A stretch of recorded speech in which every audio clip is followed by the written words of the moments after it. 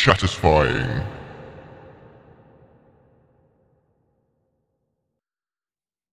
Hello, Motherfunsters, and welcome to episode 19 of Chattisfying. Yes, I know. My name is Mellar, and today we are joined by our co-hosts Sukonami. Hello, my name is lowpolymisfit. Hi. And also lowpolymisfit. Wagwan G, my name is Sukonami. Dude, that's impeccable Riz. That's what that is. Impeccable Riz. W Riz. Oh man. Has anybody got like a translator for me? Riz. I'm a bit old for this. Charisma. Really? Yeah. I mean, I knew that. To be fair, that was. I mean, Sugo's like been the first example of me actually hearing it in a sentence. So, well, I don't know if you know this, probably, but I actually went to college and I studied a degree in Rizology. Ah, okay, Rizology. Yeah, if I was in Harry Potter, I'd be the Wizard of Oz. The Wizard of Oz. Oh my god, smoking them fat Rizzlers. Listening to Rizzle kicks. Oh god. Down with the trumpets. Let's go. I don't know if you know, but I can actually drive. I'm driving the Rizzy Bang Bang. Rizzy Bang Bang. What is this already? My favorite show is Riz and Morty. Riz and Morty. Yeah. I think keep going. I practiced this. I got this. So we've got lots of things to talk about today. Mostly about. No, I'm just kidding. Do you know who my favorite Batman villain is? Go on. The Rizzler. The Rizzler. Oh my god. And he's just like smoking like he's smoking joints with like question marks all over them. He's got like fancy wallpaper, but it's just like question marks and bezels. It's Jim Carrey's one as well. He's like this. Teams up with a roach, but.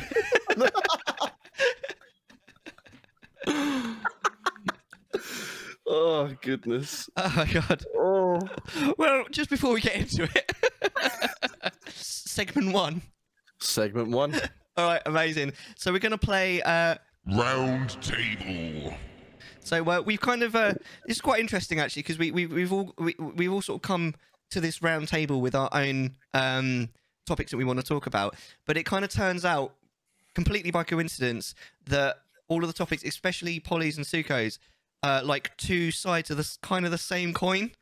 So I think this could get quite interesting. I think what we'll do is we'll actually say what both of yours is, and then we'll go. So Polly's going to be talking about to a certain degree about emulation, obviously within the confines of TOS and all this kind of fun stuff, and the merits of it. But Dec wants to talk about physical, like what physical copy is the way to go. Yeah. So we're going to do that, and then I'll finish off because I want to talk about how I feel about console exclusives.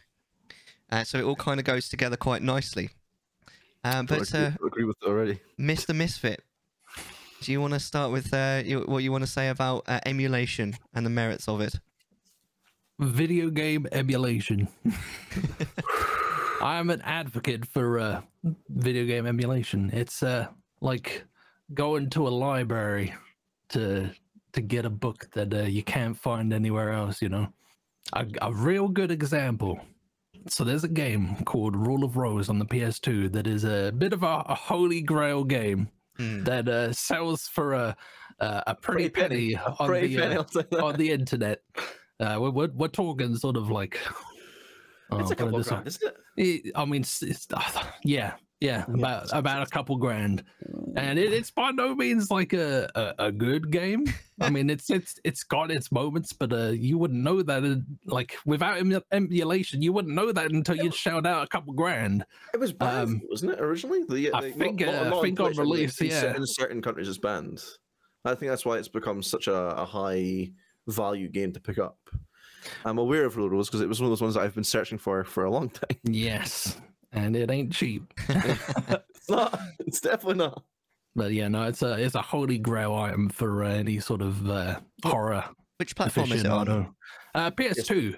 It came out in the sort of late cycle for the PS2. Like, I don't know what year it came out, but it was like near the end.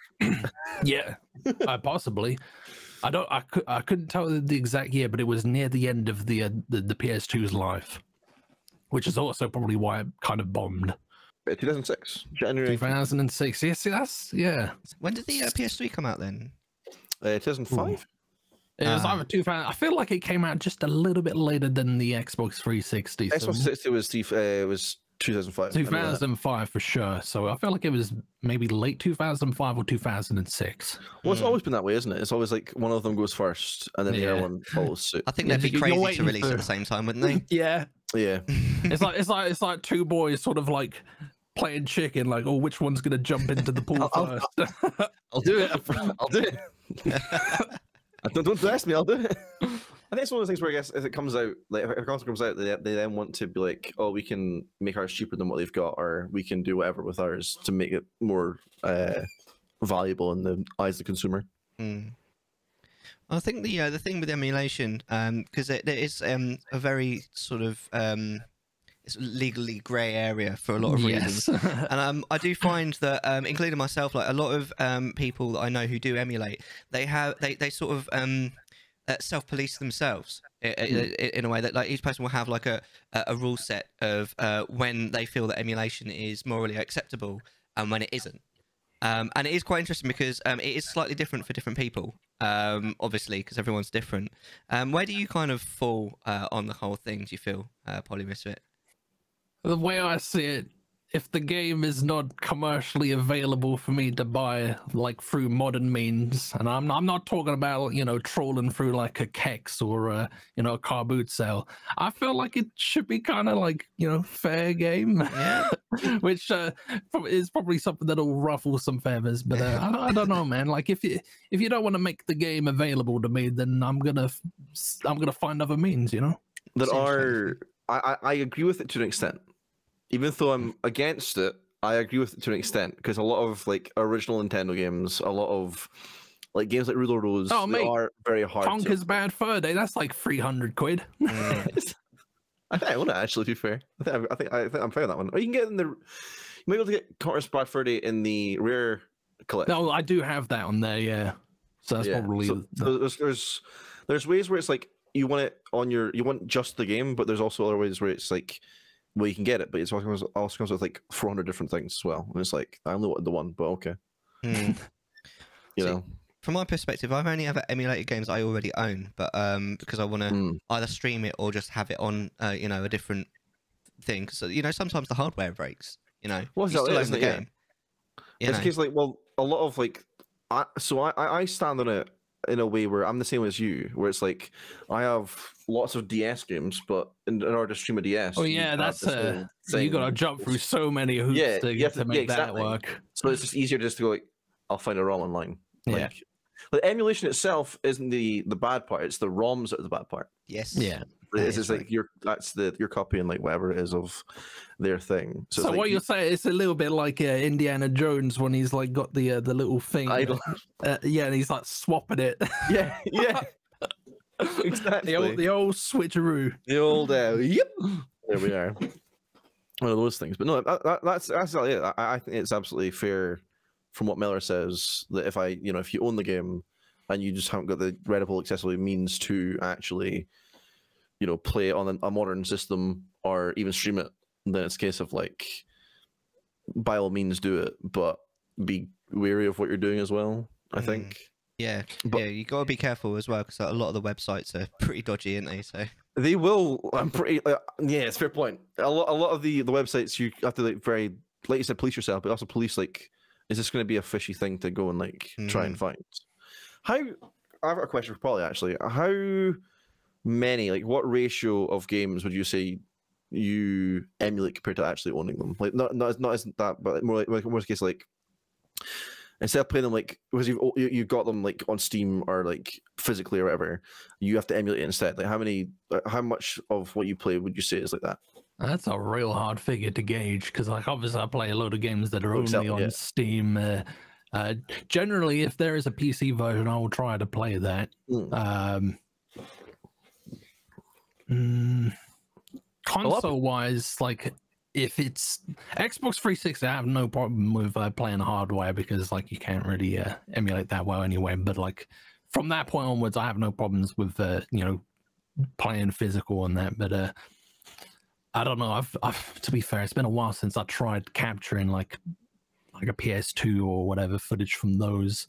But I don't know. They just look like clunky as well when you try and play them like originally as well. Yeah, like some of them like with the like standing on Poly's side for a bit here. That like when you do emulate or you get a port for like say I've seen people play Silent Hill 2. I played Silent Hill physically. I have it back there. yeah. I streamed it and played it physically, but I've seen people play it and it's like it looks 10 times better. But it's because it's emulated. That's why. Yeah. Oh, you got to play the PC version because they've modded that and that looks amazing. But that's like that's an abandonware title, so like that's a completely different sort of Bucket of ball eggs. game. Yeah, that's like a bucket that's a of eggs. PC game that you just can't really get, like, because like most computers don't even have disk drives now. So That's true. Does your PC have a disk drive? Mine does not. no. Yes. Yeah, you can. I've got an external one. I have an external one as well somewhere, but I don't know where it is. But I was like, I've got an external one. I used it for movie night the other night. We watched The Princess Bride. Nice. Princess Bride. Is that the one with? Inconceivable. It's not Tim Burton. That's the Corpse Bride. That's Corpse Bride. As you wish. It's brilliant. Seriously, it's so stupid. I've never seen it. Emulation. We were just talking because the quality, that's definitely a thing as well. Because there's one of the sort of very regular sort of emulated games that you see on Twitch all the time is my favorite game, Ocarina of Time. And you can always tell the people that are playing on original hardware, but it's because it looks bad. Yeah, You can always tell it looks awful. Like, you almost can't see the lines because it's all like blurry. It's horrible. I think that's another good reason why like that feeds into Polly's argument. Really, I think that there's another reason why it sort of feeds into, you know, a reason why you wouldn't necessarily go for a sometimes it looks like a little too clean, like especially with a game like Ocarina of Time where you've got sort of pre-rendered backdrops and you see like a real clean character model and like a pixelated you know, backdrop. There's yeah, that's quite jarring. There's this really cool thing going around at the moment, but where it's like it's basically a program, a PC program with the game on it, and you can play Zelda in Ocarina in 60 FPS, and it's so jarring. And don't get me wrong, once you get used to it, it's pretty slick. It's very buttery, but it's like before you're used to it, it's so weird looking at seeing Link move around because originally he was in like 20 something FPS in America and like less than 20 in the EU. It was like it's really jarring, but it's a bit. It's probably a step too far, but I love it. I think it's so funny. Going off of that, there's also people who like demake games as well. Like there's people who did the Bloodborne thing where they took Bloodborne. Oh yes, the PlayStation mod. Yeah, they made it into like PS1 graphics instead. Well, have you seen Polly's avatar? I don't think I have. It's definitely like it's a Polly, but it's like PS1ified. Oh, what on Discord? Yeah. So that is just me, but it's just me, but I've like photoshopped PS1 Hagrid's face onto my face. Oh, PS1 Hagrid. I don't even know why I did that. I just felt like doing it. I was like, yeah, that's me, innit? That's me, innit?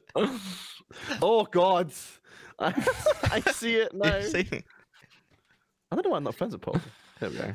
But no, I mean, you actually touched on sort of an extension of the kind of thing. Another reason why modding maybe is why emulation isn't necessarily the worst thing, because it allows you to mod, and some of these mods really just increase like longevity of a game, don't they? I mean, I know people that have got a game already on whatever platform, but then want to get it on emulate it on PC just so they can play it modded.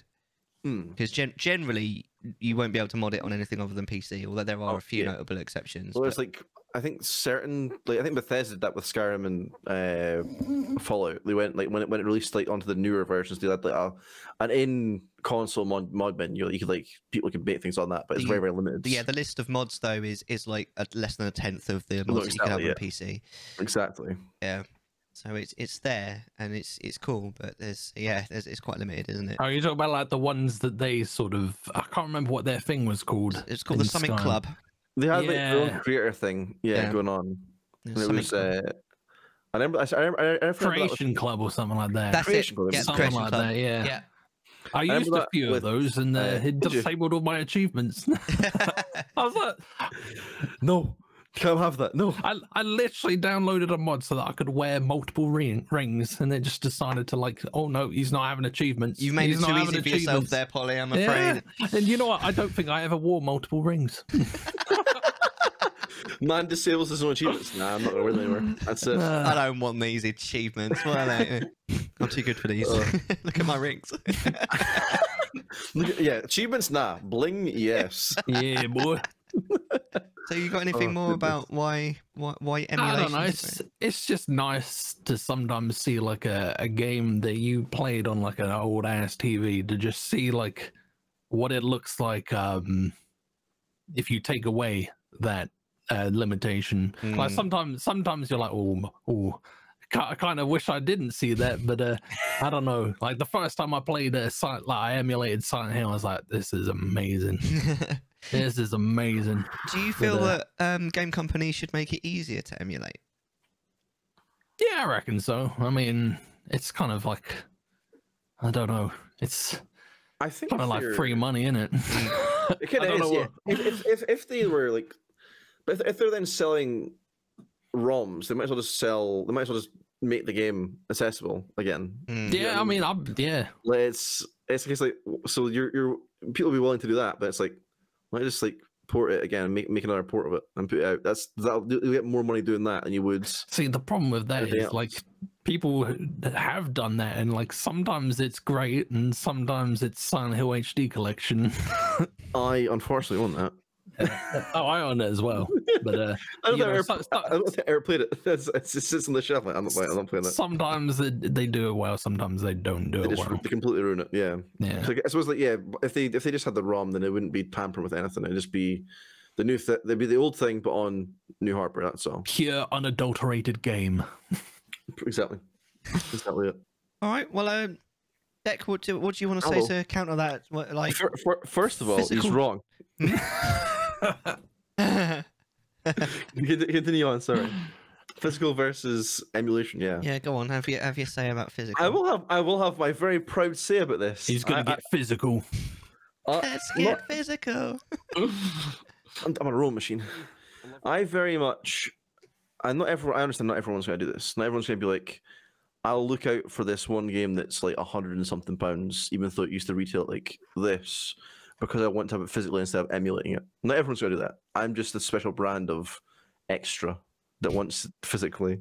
I think that for older games, I personally enjoy the feeling of playing it on the original hardware and having it in a way where it's like it was originally intended to. Like if like say for instance, like Paul, you said your first playthrough of Silent Hill was on the original Silent Hill was on PC. No. No.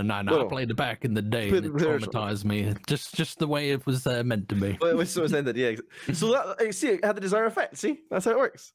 But no, it's a case of like I personally like collecting them because I mean, not every. Eventually, I mean, they're gonna mods. You know, ROMs will break or like there'll be things that are broken with it, and it's like, well, I can't do anything about that. You know, there's not gonna be like I can't unless you're like actually able to code stuff, go into the files and try and sort out the problem.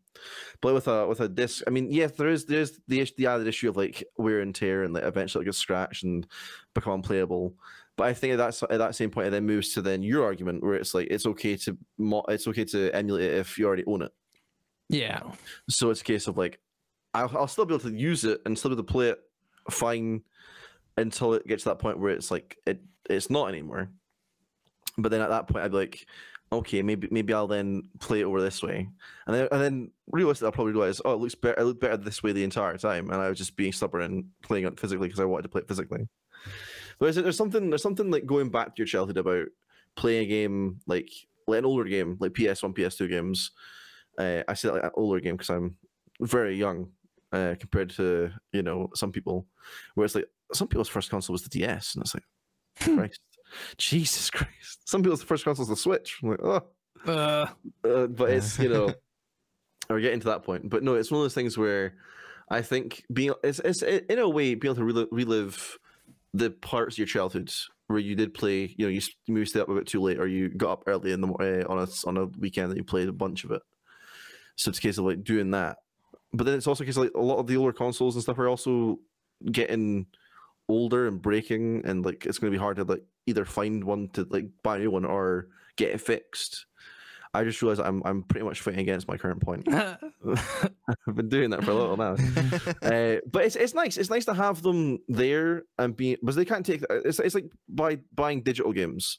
I would much rather have physical games because they can't do that. They can't take that away from me. Like, Yeah.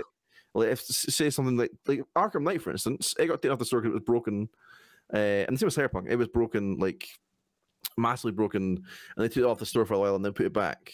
But it's just like you could still play it if you had it physically. I've still Or, got like, it. I've still got your dirty pre update game. Yeah, I've still got your dirty laundry. But there's some games that are worth a lot more if they're physical compared to digital as well. And it's not like 'cause it's worth money that I buy it. It's just like I bought it physically because I would rather have it physically. It's like, nice to have. It's like I've got so many games digitally, whatever, and I spent so much on that, and I've got nothing to show for that if I've not got like a PC or that. But if I've got, you know, stuff on my desk, for instance, Alone in the Dark, you know, I bought Alone in the Dark and I have it here physically, and I can prove that I've got it, and it's like physically in my hand. Like I know that I spent so much on this game, whatever.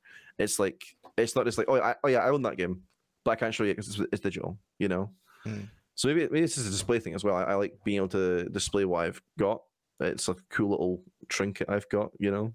I want people to be like, look at all my games. And it's like, hey, he has that one. I was like, I do have that one. So But that's you kind of say about obviously the fact that that you've got the physical copies, you know, because that's sort of how it goes. What about in the sort of much more recently? I say more recently, in the sort of last 10 years, where actually like the copy that the original copy that the person that the company is selling is a digital copy. For example, I know that you could get digital download codes for games on the 3DS. So how would you sort of? It was the same with Fallout 76, I think. You got the case. Well, they give you a case, and inside the case was like this cardboard disc. It wasn't actually a disc; it was a cardboard disc. Inside the case, and it's like I feel a bit scammed. Honestly. You feel scammed? I absolutely feel scammed. I mean, it's like it's not a case on the. It's not a case like that. It's just a thing to have. It's like there's nothing in there. It's just like. But you still a get code. the game. Yeah, but you don't get it like you don't have a. I mean, they could take that away from you, couldn't they? They could like if it's on your account and you lose your account, that's a gun. Yeah. I don't suppose you could re-download it again. But you always have the token to say that you had the game. Yeah. At one point, I had this game. I promise. You can see it. You know. But no, it's like I don't like that they're doing that either. It's not. That's not. You're not buying. I mean, you're buying a digital game. If you're just buying a digital game, just make it digital. Don't make a physical box or stuff for it. Like Limited Run do this thing where they've Oh they do, yes, yeah. you don't talk about. They've got some sick shit on there. They have some sick shit on there, but it's case like what Limited Run do is they'll then make physical editions of only digital games.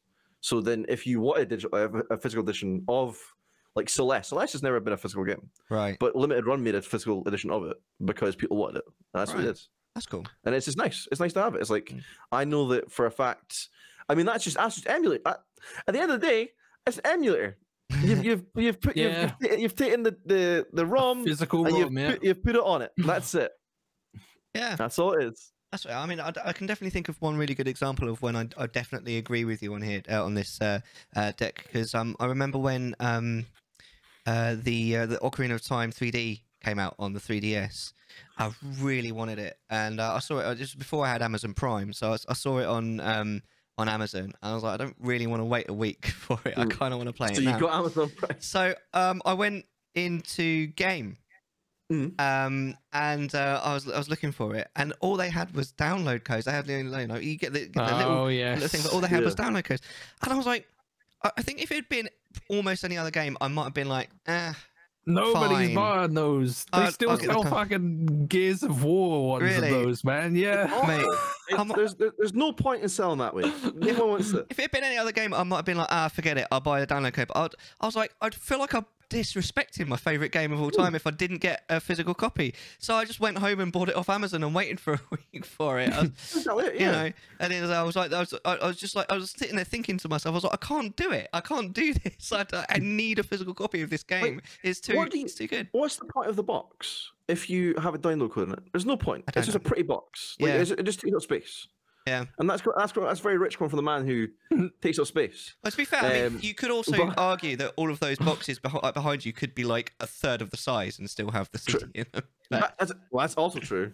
May I say that a fun little fact, if anyone didn't know this, the PS2 is actually the exact same size as the PS2 case. So you could put your PS2 up against it and it would be the same size as this.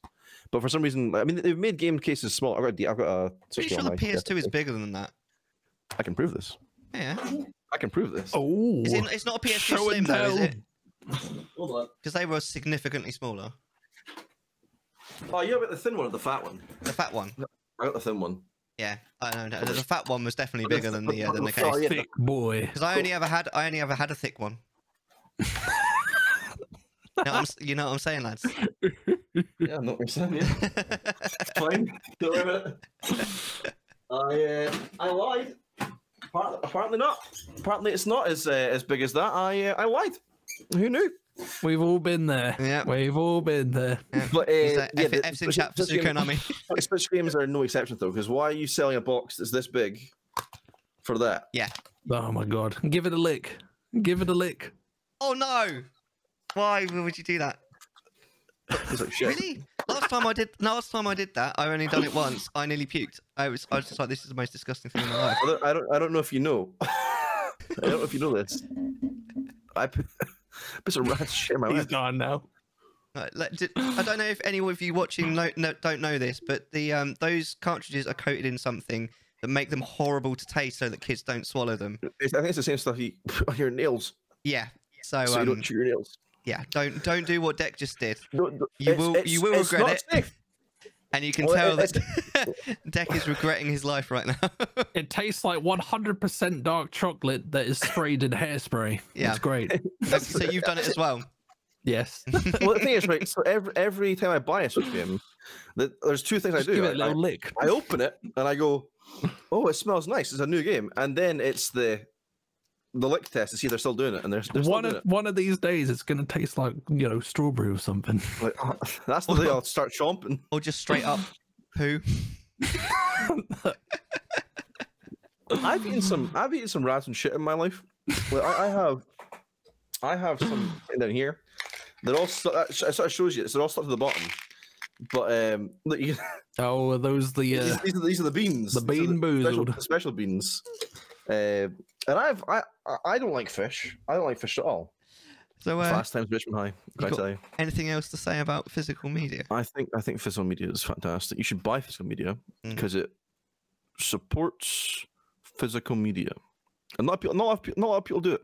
It wasn't a reason to support it. Just do it. Just buy it. There's nothing wrong with having physical media. It looks cool.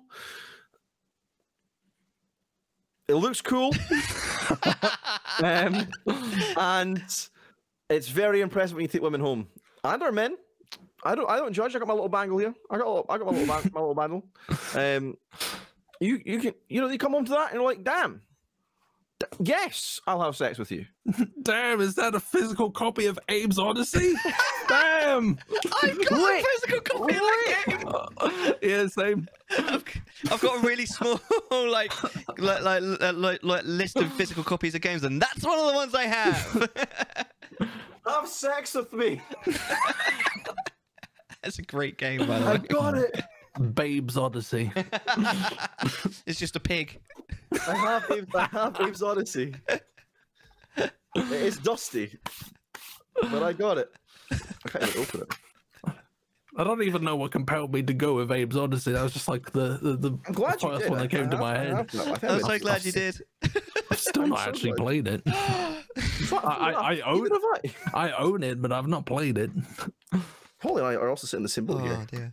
I'm able to put the case right. I know your round table topic was, to was against mine, but I'm not against you. Like I do appreciate having something physical. It's just I think it's one of those things where if I won't against you either in certain respects, but it's a case of like if there's certain games like to this day, like will I ever buy Risk of Rose or Rule of Rose? Yeah, Rule of Rose, yeah, Risk of Rain, Rule of that's Rose. a different game.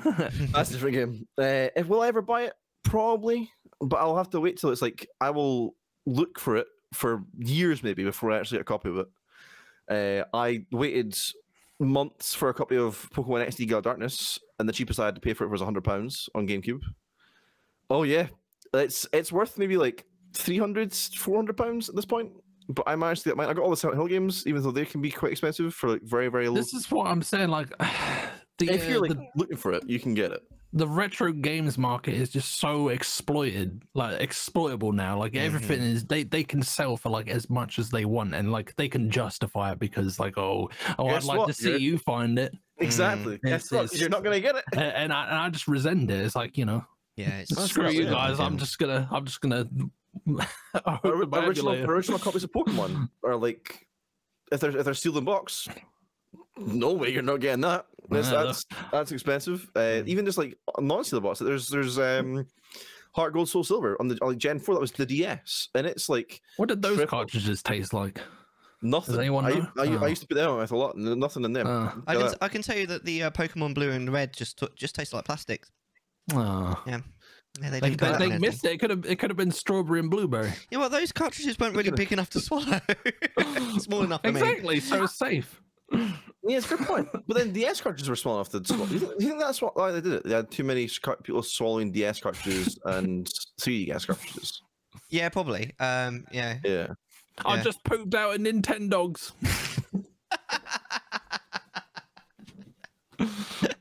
Oh god! I need my game back. Have some bran. God, could you? Oh, no. You need more roughage, mate. Could you imagine just like submitting a store sample? It's like, oh yes, you have the little tube, and all it is is like Charlie Shot Factory. Yes, like... you've got traces of Pokemon Black in there. I keep my physical copies of games internally. But yes, that is. I think that's about my point. Also, if you get physical games, sometimes you get cool knickknacks with them, like a statue or normally only if you pay more and get like special editions though. Yeah, but I also bought the. I don't know if it's just a luck thing, but I bought the original copy. There's the base version of Assassin's Creed Unity, and I got the pocket watch for it. That's nice. Yeah, it's sitting right there. Do you get it? Did you pre-ordered it, or did it just come? I just bought it off Amazon. Like, that was it. Bought it off Amazon. It was there. I was like, okay, cool. Just got it with the game. Didn't buy a special edition. Didn't do whatever. Sometimes games just give you things for like you bought the base game, but it's a special edition. Do you remember with the pre-order for like the biggest edition for Call of Duty Modern Warfare 2? You got the night vision goggles. Yeah. My brother had those. He never used them. Oh, what? I was like, I'd be going out like being Buffalo Bill, like with that shit, you know. Not with the killing in there. If you still got them, that's worth a lot of cash, dude. You should get them just for that, just for having them. The Black Ops 2, the Black Ops 1 did an RCXD remote controlled car. They had that for that. Really nice. There's some really cool ones. I'm trying to think. I think Infamous. I never played an Infamous game, but I obviously have heard of Infamous. But the Infamous games give you like glow in the dark condoms. Nice. Yeah, strange one, that one. But it depends. It depends. I mean, I got Pagan Min up there with a special edition of Far Cry 4, and the same with Lara Croft, a big like crate version of Lara Croft for Christmas one year. But that was it. And then I don't really buy that many special editions anymore because that's my special edition bit there. But it's like the more you get, it's just like they take up space. They take up space, exactly. Like it's nice having the game, but if you're not entirely too invested in it, then you're gonna end up like wasting a lot of money on it. The most expensive one I bought was the Sweat Program one, which is on the floor because it's in a case. Like it came in a case and it's got stuff on it, and like it comes with a whole bunch of stuff. But I also spent too much. I think it was like 150 pounds, but it came to like €210, $210 like that for like limited run to do it. But it was metal. but I also got a whole bunch of cool stuff from a franchise I love, and it's. Can you really put a price on the things you enjoy? Well, I mean, there was a price tag on it. There was a price tag on it. You're right. It's like when people say, like, it clearly can. I can buy things with it. You know, just saying. Just saying. I don't know. I'm probably at that point where I'm like, I've said my piece. I'm happy with what I've got. Fair. Don't worry. Well, in that case, I mean, mine kind of goes a little bit into what you guys have been saying, but I hate console exclusives, and I would wish to banish them from the land. I love console exclusives. I know, yeah, but you would say that because you've got all of the fucking consoles, mate. So of course you would say that, but I don't. I don't have the money to buy all of these consoles, and then like every now and then, and if there was like one console that had loads of exclusives that I want to play, fair enough, because then I would get that console, i.e. I have a Switch. But quite often there'll be like one game that comes out and I'll be, ooh, oh, I'd love to play that. Oh, it's only on PlayStation. Well, I guess I'm not playing that. It's so annoying because then, and especially then you go online on Twitch, and loads of people are playing it, having fun. And I'm like, I want to play that game, damn it! And I can't. And I hate it. I hate it. I know where they do it. They get lots of money from it. Well, you could wait 5 years and then emulate it. Yeah, or you could wait a couple more years and they'll bring it. They brought Last of Us, God of War, also stuff to PC. I was waiting for so long for Persona 5 to come out on something other than the fucking PlayStation. Talking about this topic, Persona 5's one of the only games that I'm sick of hearing about. People being like, "When's it coming to this? When's it coming to that?" Like, just well, you don't need to because now it's on PC and on Switch. Years, go and buy it. Go and get it. You've had 7 years to go and buy the console. Go and buy it. Yeah, but what, you weren't going to buy a console just for one game, are you? I bought a console for Persona 5. That's the reason I bought a PS4. Right. Yeah, but of course you say that because look behind you. That's why you did that. Right? No. It was back then. Listen. I have a single PlayStation. I have a house. And the first game that I bought for PS4. The first game I bought for PS4 was Persona 5. I only got Spawn from it.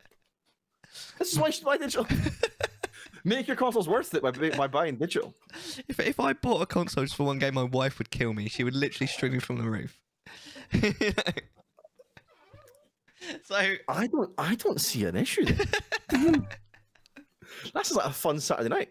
So that's my problem with like I've never found like because the console exclusives serve mainly the developers, you know, and the publishers. I think you are, as far as I know, the only person that will advocate for console exclusives that isn't a developer. But it's also for a couple of reasons. Of one, I have all the consoles pretty much. Yeah. And two, it's like I enjoy the chaos, and like when people get upset about it, I'm like, you know what to do. Yeah, you know what to do. It's not a hard decision. There's that little bit of smug, isn't there? Yeah, there's a little bit of smug. There is. You know, I can do it. I feel like both consoles sort of providing a poor argument for console exclusivity, especially this generation now. This generation, like awful. Yeah, exactly. Like is there a Halo on the new Xbox? It's probably on the PC. It's probably on the PC. It's on PC. Yeah, and at this point, with the exclusive stuff, they've pretty much negated the complete buying of an Xbox. You can just buy it on Windows. Yeah, buy it on Steam. And PlayStation, all of their best console exclusives from the last generation, PC. PC, yeah. Last of Us, God of War. I think Days Gone's on there now as well. There's a lot of stuff on there. Yeah. Horizon, yeah. Yeah, I did actually have an issue recently because I just happened to be finishing Persona 5, and the Hogwarts game came out. I was like, ooh, sounds like good fun. I'm gonna have to buy it on Switch though. So I got to the point where I was like, I will go and buy it on this day, and I organised to go and get it, and then I realised it's not out on Switch yet until July. Why you want it on Switch? Well, because if I get it on PC, because I know you can get it on PC, I then have to sit at my PC to play it, and I'd only be able to play it maybe 2 hours a week. Whereas if I get it on my Switch, I can play it pretty much whenever I like, as long as I'm at work, and I'll be able to play it, I don't know, 10+ hours a week. He can pretend that he is Harry Potter and just play it in the broom thing under the stairs. Yeah. Well, that's the thing about it as well. Is like you've got your Joy-Con. It's like, what? You know? So Flick and flick. that did kind of frustrate me. But to counterpoint my own point, I actually think that the fact that they're bringing it out, was it like 6 months later on other things, is actually probably the best compromise out of all of it, because then they get their exclusivity for a few months, but then it's not that long until it's kind of released to other people. Which I think is quite a good way of doing it. Whereas quite a lot of the ones for like PS5 and stuff, or PS4, they're like 5 years down the line, and that is an awful long time to wait to play a game. It's true. You know, it's very true. So yeah, I kind of hate console exclusives. I think Sony's doing it a lot. I've noticed that it's a lot of Final Fantasy stuff though. Because Final Fantasy sells. Final Fantasy 16 is PS5 exclusive. I don't know if it's just going to be. That's it. Just because PS5. For now. For now, yeah. But I mean, like they did it with the 7 remake. They had a year or two. Yeah, like timed exclusive. And it's yeah. I think timed exclusives is a step in the right direction. Yeah, for sure. But I'd personally like to banish them from the land. I don't mind timed exclusives. I mean, I can have that like year of smugness and then whatever, and then forget kind of, it exists. Yeah, and then I just forget it. It's like, oh, you playing it? Oh, we play it on this console? No, never mind. Then. Don't care. Yeah. What do the people in chat think of console exclusive? Yay, nay, either way. What about you, Polly? What do you think? I feel like it's a load of wank now. I mean, there was some the Xbox 360, PS3, like they both had some pretty decent exclusives, especially on the Xbox's side. But now I just PS5, like the only game that's exclusive to that I wouldn't mind playing is Demon Souls. I don't think there's anything else that I'm. And even then, like I probably wouldn't ever play it because it's a Dark Souls game, and I'm terrible at them. But I feel pretty indifferent about it. Like I've got my PC. They can do whatever they're doing. I'll wait for it to come out on PC. Fair enough. Fair enough. A lot of people have that same mentality. Though. It's like, oh, it's coming out only on this. I'll wait for it to come on PC. But like they then have the like people like Polly. And some of my friends that do play PC, like that's their main thing, like PC Master Race. They have the ability to wait. I don't. Yeah. That's why I'm like, I'll buy that. I mean, there was that sort of time when Silent Hill 2 remake was like announced, and it was sort of up in the air that was going to be a timed exclusive, and I probably would buy a PS5 to play that. I never felt such joy that it said PS5 exclusive. I was like, please. And it said PS5. Like, yes. There's going to be so many people that are mad about this. Like, yes. You're basically just admitting to being a big troll. Yes. I like, but the thing is, right, people on the internet will change their tune like that. As soon as it's like, oh, I'll never buy this console. It's by like PC Master Race, all that stuff. One game comes out that they really like. They're like, I actually change my mind. I'll actually play this. It's like you're just saying it because you want to be cool. That's all it was. This whole console war stuff is bullshit. It doesn't matter what the fuck you play it on, as long as you have fun and play games. It doesn't matter what you play it on. You know, it's only a game. It's only a game. Talking about games though. The price of games nowadays getting a bit too steep. Which ones? The price? Yeah. 60, 70 quid. Ugh. Well, Tears of the Kingdom is the first 70 quid Switch game. And I'm looking at that. I watched that 30-minute video of the gameplay, and I don't see what made it 70 quid. It looks like Breath of the Wild. Because it is Breath of the Wild. What is, sorry?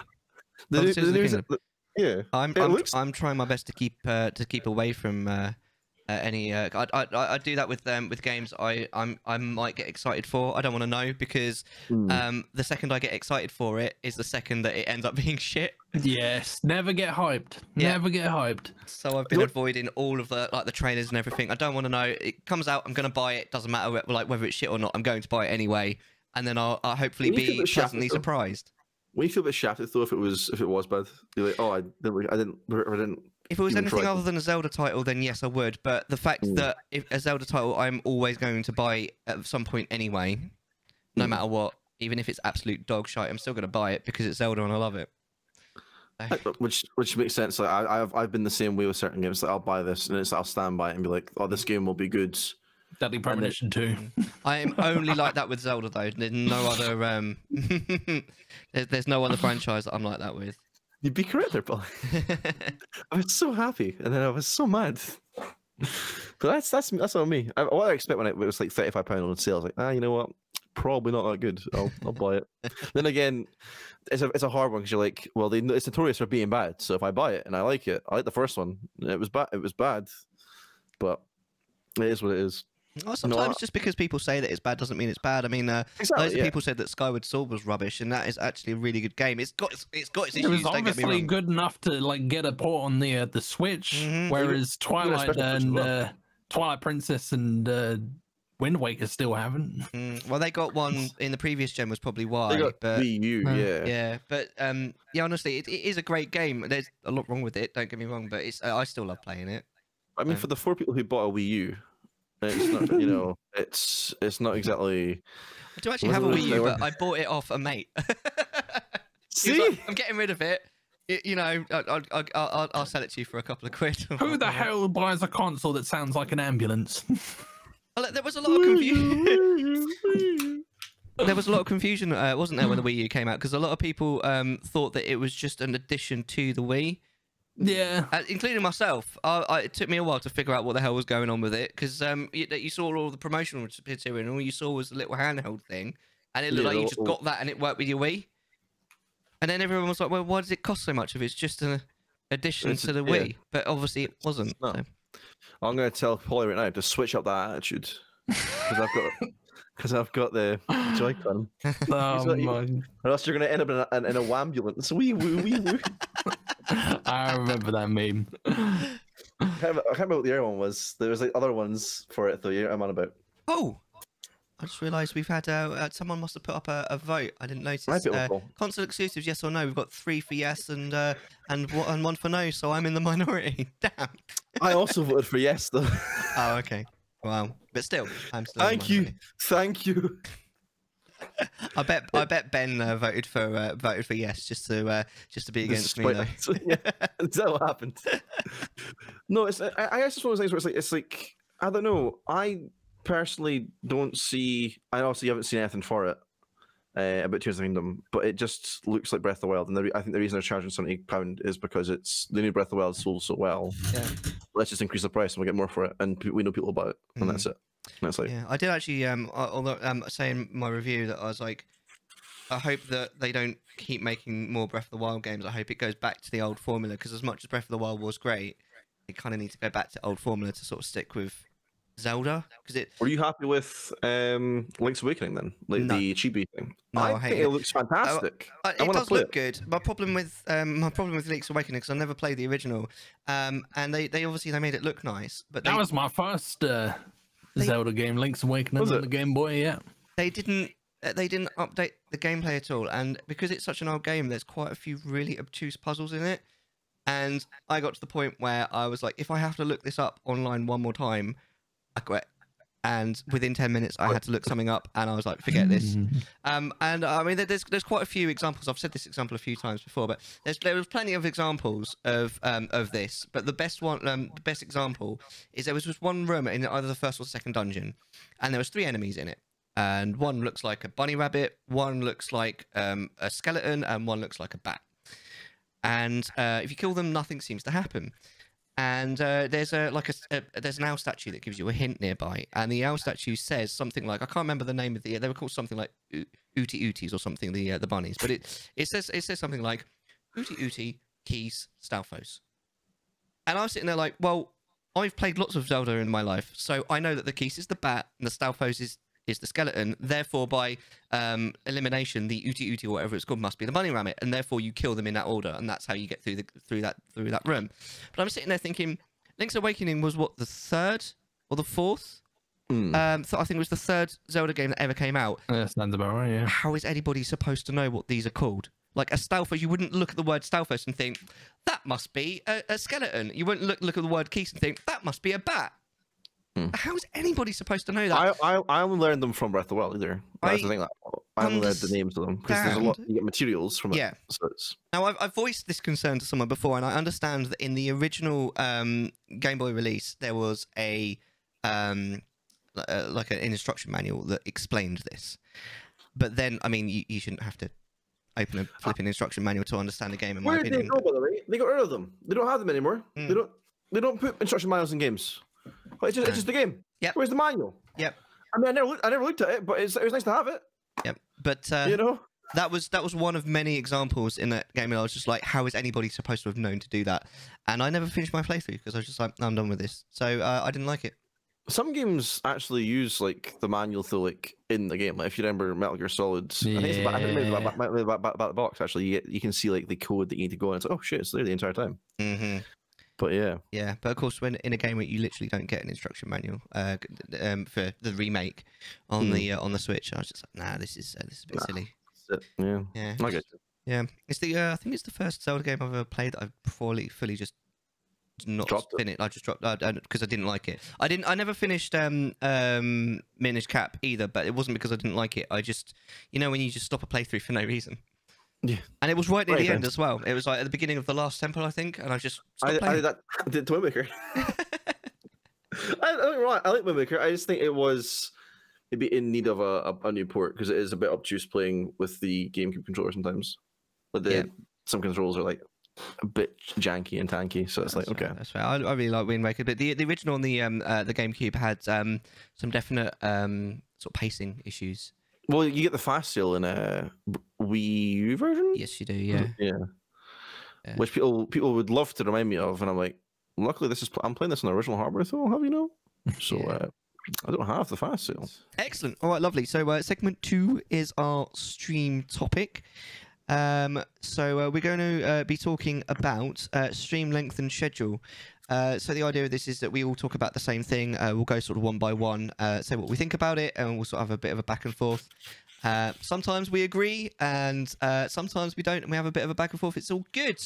And for people in chat, feel free to post your opinions as well. I've got this cheeky little button here where I can put chat on screen, and we can talk about your reactions as well. So there we go. Let's do this. Who wants to go first? I'll go first. Yeah, go on then. Let's do it. I'll go first. I obviously, so I think it really depends. Stream length depends on, your time. How long have you got to do it? Not everyone can dedicate an entire day to it. Not everyone can dedicate so much time to whatever they're doing. And if you're just wanting to just chill for a couple hours, then you can just. I think it's a personal perspective thing. Like I myself. Ever since when I started, I always thought there's no point in doing it for 2 hours. I'll sit down and I'll at least do 4 or 6 hours because it's just case I would sit what am I going to do after stream? Sit and play games. So it's I'll just play my fill of the game or games for the day, and then that'll be what it is. I'll build that. I still play games after, outside of stream. I think it's very important if you're gonna stream to have outside of Twitch games, like games that can, just games you can relax to and enjoy yourself instead of being doing everything on there. And it's I'm burned out and I'm playing games, It's definitely like I said, a personal thing. Like if you can't manage doing so many hours, it's also very daunting. I think that some people watching streams or getting into streaming themselves, they don't realize how if you have a face cam, how tiring it can be just having a camera on or all this sort of stuff, because it's you're sitting there, trying to talk to chat, you're trying to look presentable. Not that I always look presentable, but you're trying to be, this personality that you try to be yourself and trying to be, the best version of you, if you can, and also by trying to talk to chat and play a game, it's it gets really, really tiring. And it's sometimes you do need just that little break, or I can't go for as long today because I've got plans, or I've got, I've just in the politest way possible had enough for today, So it's I think that it does depend on how long you want to go yourself. Myself, I've noticed myself doing a decline a little bit, where it's I used to do, I can do 7 hours easy, but it's I'll do 4 hours, but I'm tired. I'm just gonna stop. Are you getting old? Yeah, 24. 24 now. I did one 24-hour stream. I was that's it, done. Messed it up. Not enough energy left. But yeah, I suppose it would help if I got up before like midday. That would definitely help. I wouldn't be like shattered all the time. But no, scheduling, like, having a schedule is interesting and very important in certain aspects. I think having a schedule can just you don't have to go over the top of schedules. Like some people enjoy having schedules where it's like I'll be on at this time. It's just times. It's like times I'll be on. I won't tell you what I'm playing. You'll find out if you come by what I'm playing. Other people, myself included, I'll do this is what I'm on, so I'm playing. I will not deviate from the schedule. Yeah.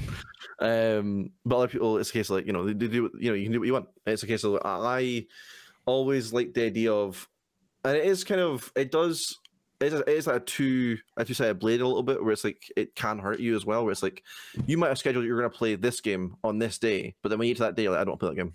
So do you force yourself to play the game, or do you just not play the game and play something else? So it's an interesting point of view there. Sometimes I find that it's like, oh, I've got this planned on this day, I've got this plan on that day, but then you finish it early and it's like, now I've got to think about what I'm going to do on this day, because it says that I'm going to play this, but I'm not playing that, you know? So it's completely sort of, I think scheduling and how long you go for are both subjective to the person doing it themselves. That's my view on it, I think. Yeah, that's fair.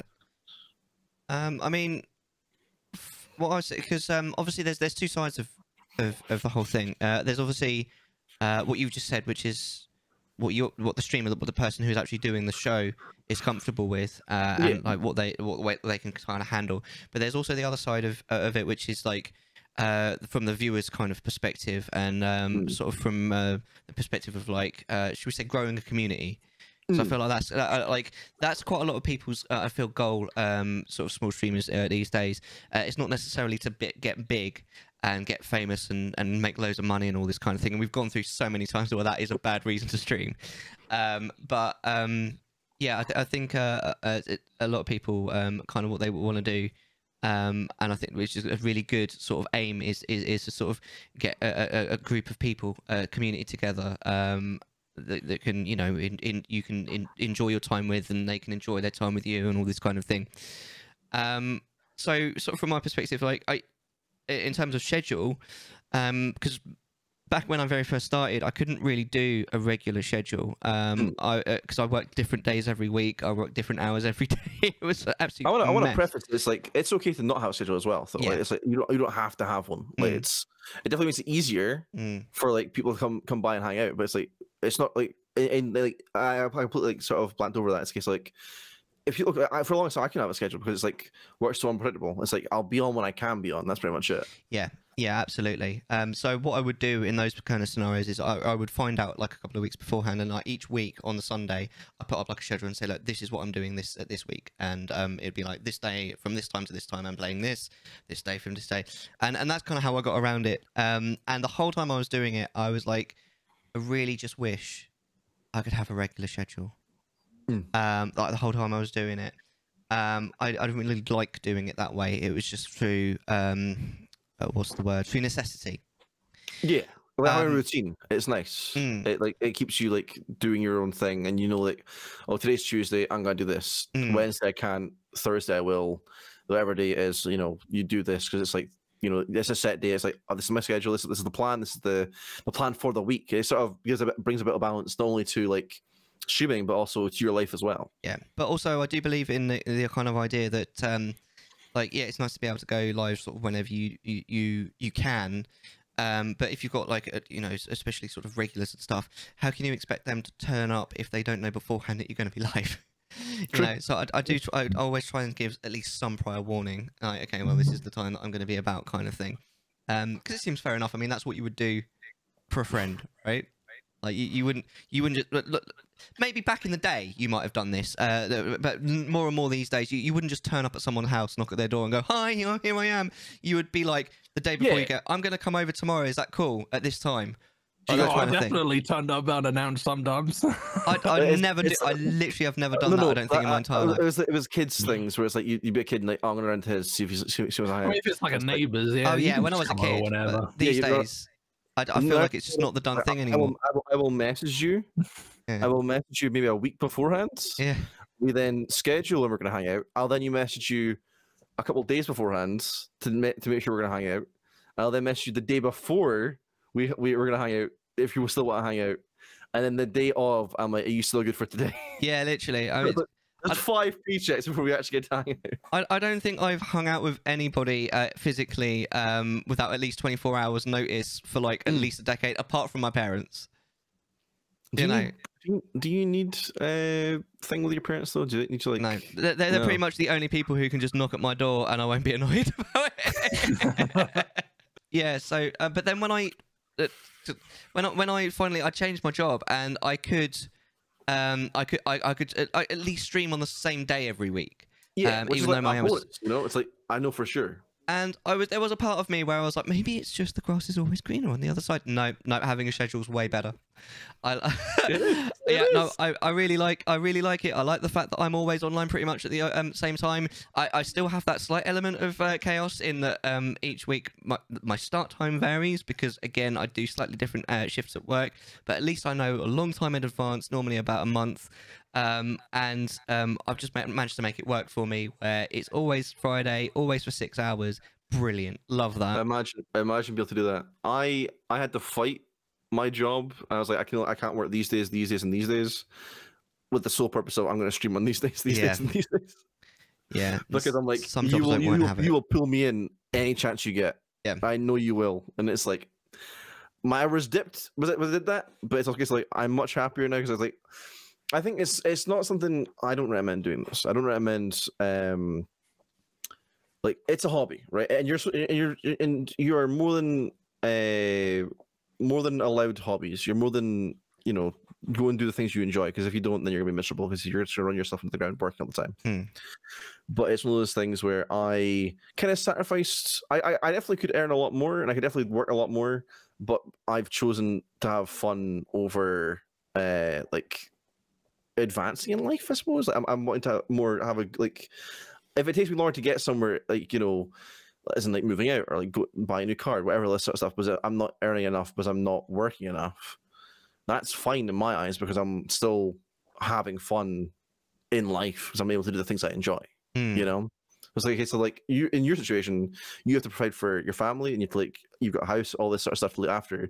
So you can't just be like, yeah, I'm not going to work these days and these days and these days because I want to stream instead. So it's definitely a personal thing. Like it's a personal subjective thing again, where it's a case of like some people are mad enough to do it, and it's definitely not required to do that. Like definitely, I wouldn't recommend doing it. But it definitely puts a bit more strain on you to do it that way as well. Though whatever makes you happy at the end of the day. But I mean, from the other side, I did find as well that when I started fixing, or at least somewhat fixing my schedule, my community did grow, which was great. I mean, I can't be 100% sure that's why, because it was also around that time that my quality kind of went up a fair amount. Is when I sort of got the nice, microphone and all this kind of thing. But I think it definitely helps because then the people can know roughly when you're going to be around, and to a certain degree, they can sort of organise themselves around that if they want to. Mellar's going to be live at that time. Maybe I'll eat beforehand, or you get the idea. Yeah. Whereas obviously, if it's going to be different every time, people are not going to be able to keep up, even with the best will in the world. So there's definitely that. And when it comes to stream length, there was definitely a time in my stream life when I would have said, if you're not going live for 3 hours or more, there's no point doing so. Because short streams used to be like people would gradually sort of come in and the numbers would gradually go up. So if you're only going to do a short stream, you'd get to the point where I don't know, a certain number of people would come in and then you'd stop and then everyone else would miss out. But I think Twitch is a lot different now than it was then, and I think there definitely is merit in sort of shorter 2 hours, even as short as like an hour and a half kind of stream. Okay. Just purely because of kind of the way that communities are a little bit more sort of cohesive these days, in that people will see your go live and then come, whereas I think before there was a sort of a different way that I don't know if it was the viewer count or just the way that people sort of viewed Twitch, but I think there's definitely merit these days in shorter streams. So at the end of the day, obviously you've got to do what you want to do, but I don't think that short streams are as much of a detriment to sort of having that chat with people as it used to be. I'm not entirely sure why, but it's just what I've observed. So in conclusion, I suppose you should really just do what you want, but it's just worth keeping in mind, obviously, that you've got to do what you need, but if you want a community that sort of follows you, then you need to keep in mind their needs as well. I think a lot of people also say that you should have a set schedule because it promotes growth. Like people will always know when you're on, sort of thing. You're absolutely right there. I think it probably does, to be honest. What do you reckon then, Polly? I think as having a community that continues to grow and is, you know, flourishing into what it is, I think it attributes greatly towards the fact that I am a reliable source of entertainment. So like Twitch is a lot like television. That's a great way of looking at it, actually. So like The Simpsons is on at 6 p.m. I think it's still to this day. The Simpsons 6 is on p.m. at 6 p.m. Channel 4, Hollyoaks afterwards. Like I know to be there to watch Simpsons. So like if you stream the same time, if you've got like a set in stone schedule, people are gonna flock there because, you know, that's what they want to do.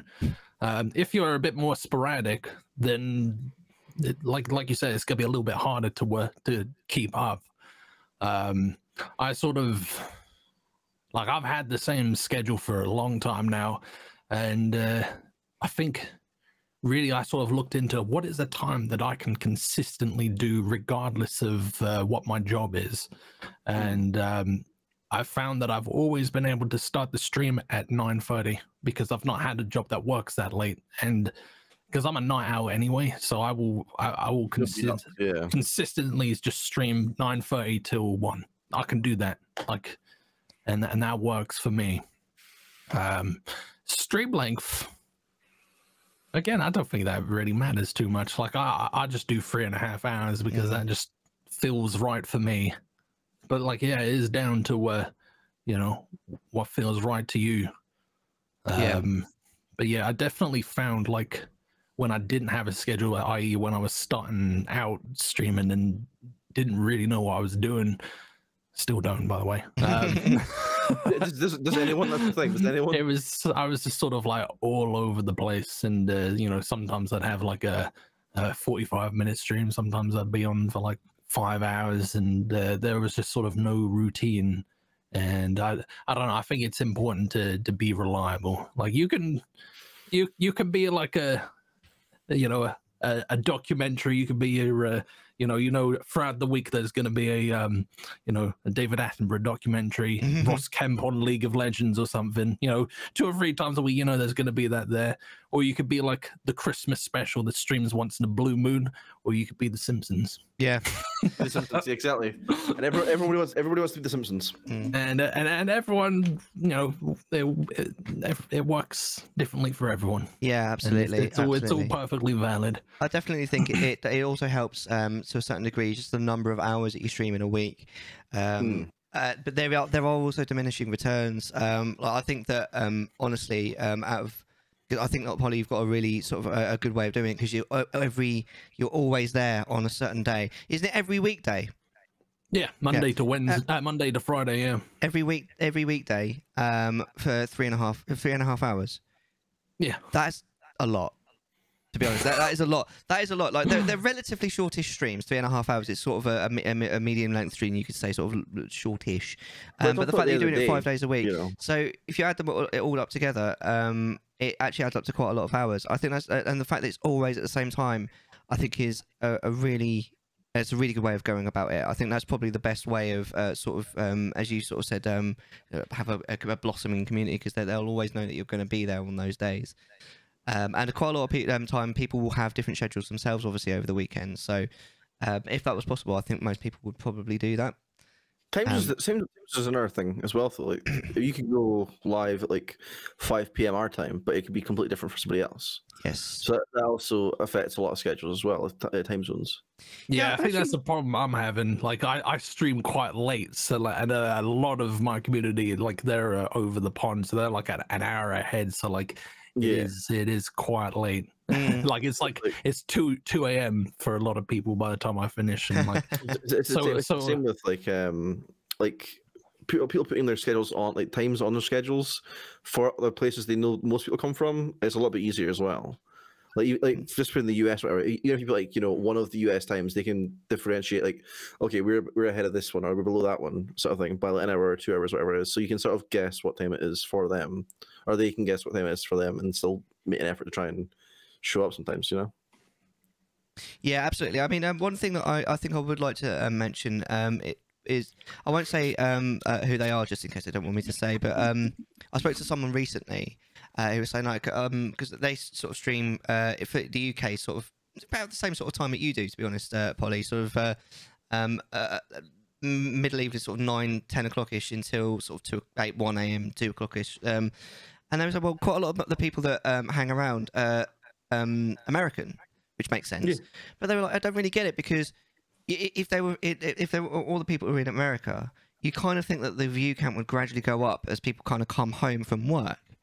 But it normally actually starts off quite good. At sort of what would at their time be sort of like 4 p.m, and then it would drop off. And it was like, I don't really get it, because it doesn't really make sense. You'd think it would go up during their evening, basically, as people come home and want to sit down on Twitch and, I don't know, eat dinner or whatever.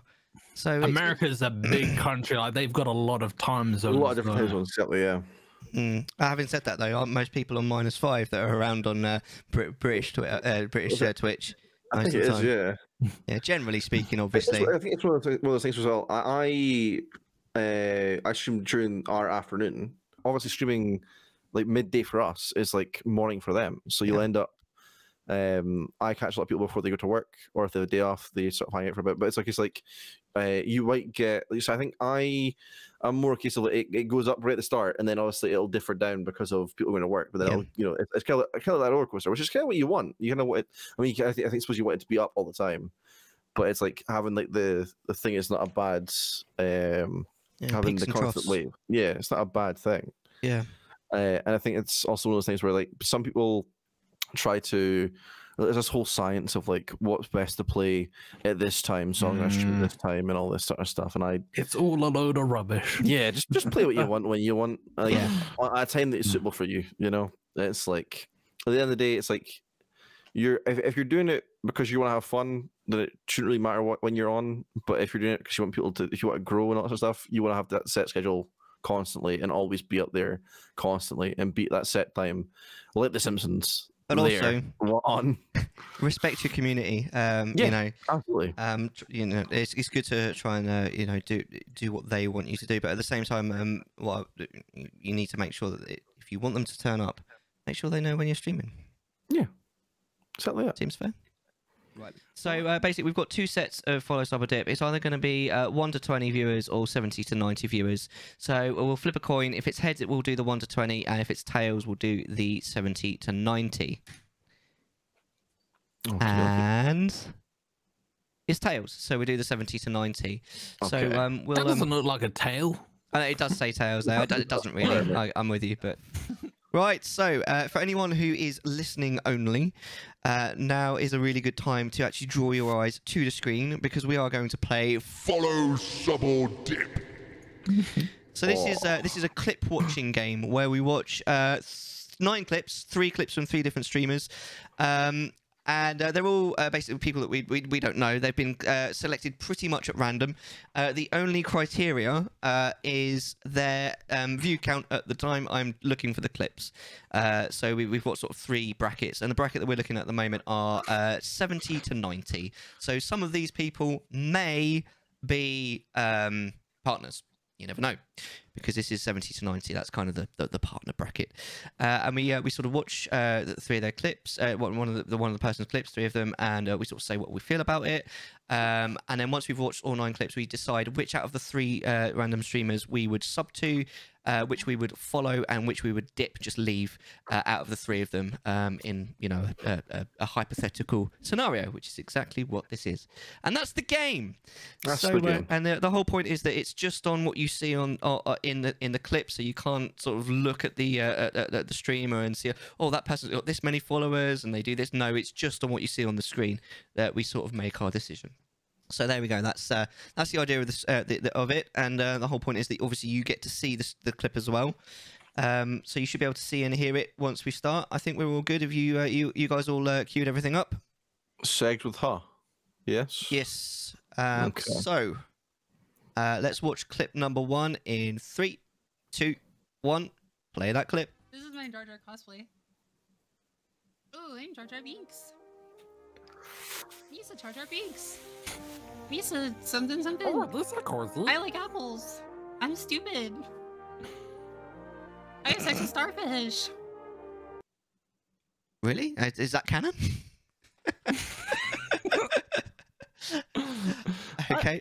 It's been a long time since I've seen since the prequels, but I'm pretty sure that didn't happen. Rule I'm 34 not, is a thing, so. I'm not particularly sure about that one, fellas. But okay, we'll move on. All right, well, let's move on to clip number 2. Round 2 pairings, yeah.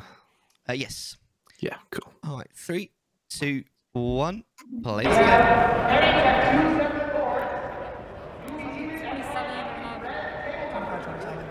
I think I know why someone clipped this. Shut up.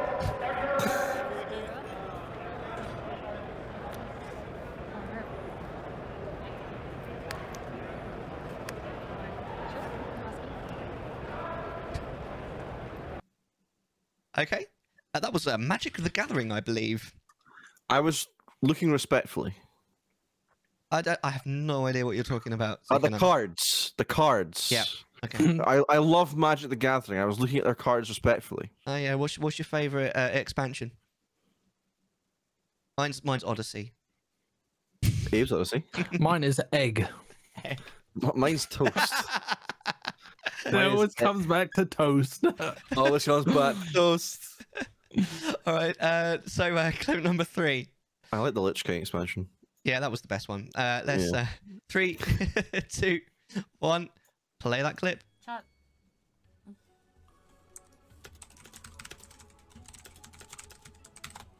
Chat. I've been standing at the edge of the water for as long as I can remember, never really knowing why. I wish that I could be the perfect daughter, but I come back to the water, no matter how hard I try. Every turn I take, every trail I track, every path I make, every road leads back to the hammer deck. Hammer deck. That's again about Magic the Gathering. Amazing. All right. So, without saying whether you'd follow, sub, or dip, what do you reckon, Suko? Yes. Hello. Hello. I quite like the sort of vibe she's going for. Yeah. I think that the especially in the first clip, I don't know if it's it does say like if it's like newer. Yeah, the first clip is newer. I'll tell you like 4 months ago or whatever at the top. But she's also got a new setup, and it's like a very like quite a nice sort of old gaming room. I think I don't know if she's streaming in a shed, but it looks like it's nice like wooden room with like some art and stuff that she likes and all these different things. And it's nice to have like I think we talked about this in a previous episode how it's nice to have it's important to have a nice background behind you. Yeah. Like a very eye-catching background, and she's definitely like got that sort of stuff. Obviously, the second clip, you can't really tell what kind of background. It's like just a makeshift thing at a locals tournament. It's probably a mobile phone, isn't it? Yeah, exactly. Yeah. And then the third one, it's obviously earlier on before obviously the background and all that sort of stuff got built up and like into this maybe there's a new space been built, all that sort of stuff, but you can still like see bits and pieces of the things that that she likes, and it's always very interesting to see like the sort of things people enjoy and the things they've got, and the sort of and sometimes it can spur a conversation like, oh, you've got this, oh, like, we're in talk, go and pick it up and talk about it, all that sort of stuff. Yeah. So there's a lot of different conversation pieces back there as well. I also noticed that there's D&D dice on the desk, so probably a fan of Dungeons and Dragons. And overall, like, seems like a pretty like, laid back sort of thing. The first clip was a bit unhinged. I don't remember the prequels being like that, but also means that there's character there. There is you know, spontaneousness, all that sort of stuff. Yeah, absolutely. What do you think, Polly? Kind of hard to. I thought you were going to say kind of hot. Oh my god. He's like, it's kind of hot. No, I was saying kind of hard. Me too, bro. Me too. Me too. It's kind of hard to like gauge what she actually does because these are very sort of like no context clips. Yeah, that's kind of the game. Yeah. Oh yeah. Obviously, but like I don't know. Like they all seem very different and didn't really give me a taste for like what she does. Apart from like the odd hints towards Magic the Gathering, but and like all of them are in different locations, so I don't know which is like is that her regular setup? Which is which?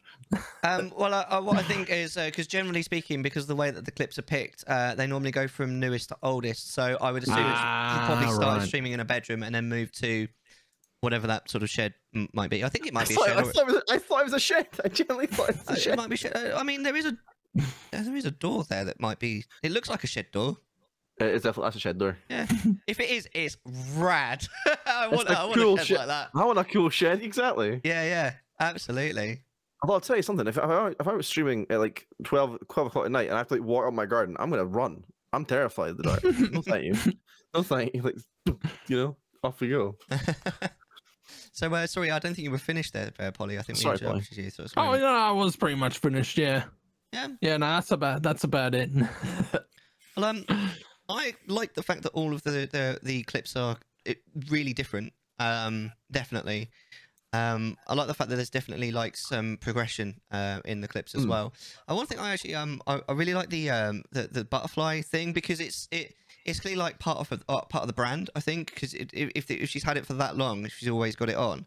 But it's actually it's not like super in your face. I also don't believe it's actually it's like paint or that. It's a filter. Yeah, no, I'm pretty sure it's a Snapchat filter. That Snapchat filter, yeah. Yeah. So I actually really like that because it's like not super in your face, but it's always there, so it's like part of the brand.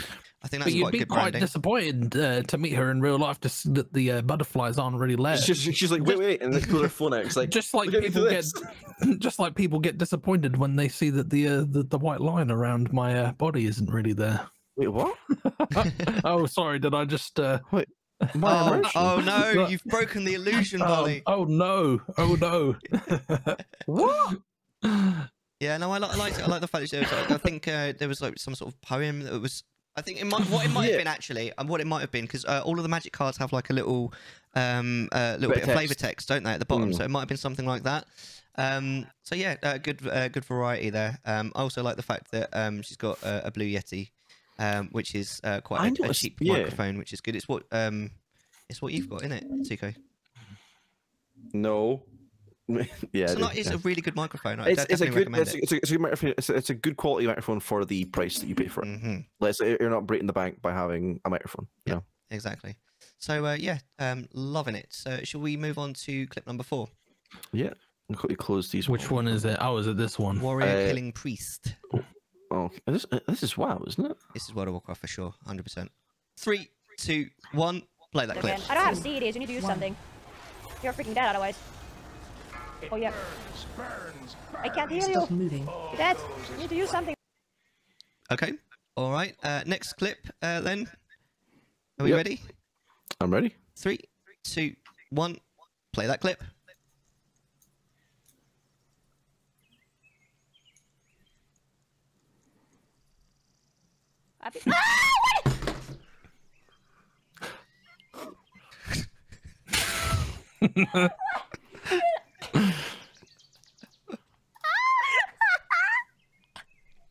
I would have done the same thing. Fish are scary, apparently. And the next one is called Sausage Time, which is interesting. Are you ready? I'm ready. 3, 2, 1, play that clip.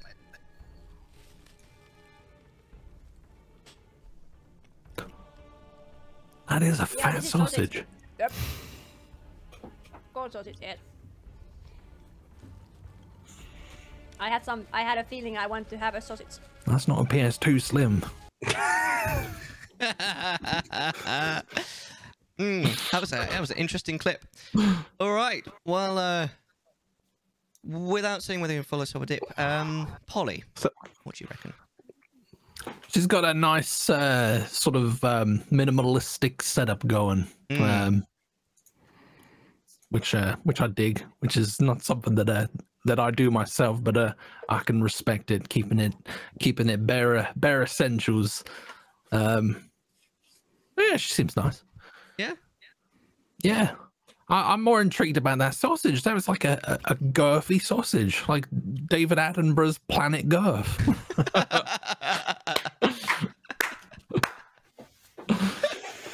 Planet Girth. You heard it here first. This is the only podcast online where you can speak about David Attenborough's chode. Well, before this, we were talking about how big the boy's cock was. So it makes sense. It's very, very in line. It's very in line. There we go. That's better. Right. Is it a corn dog?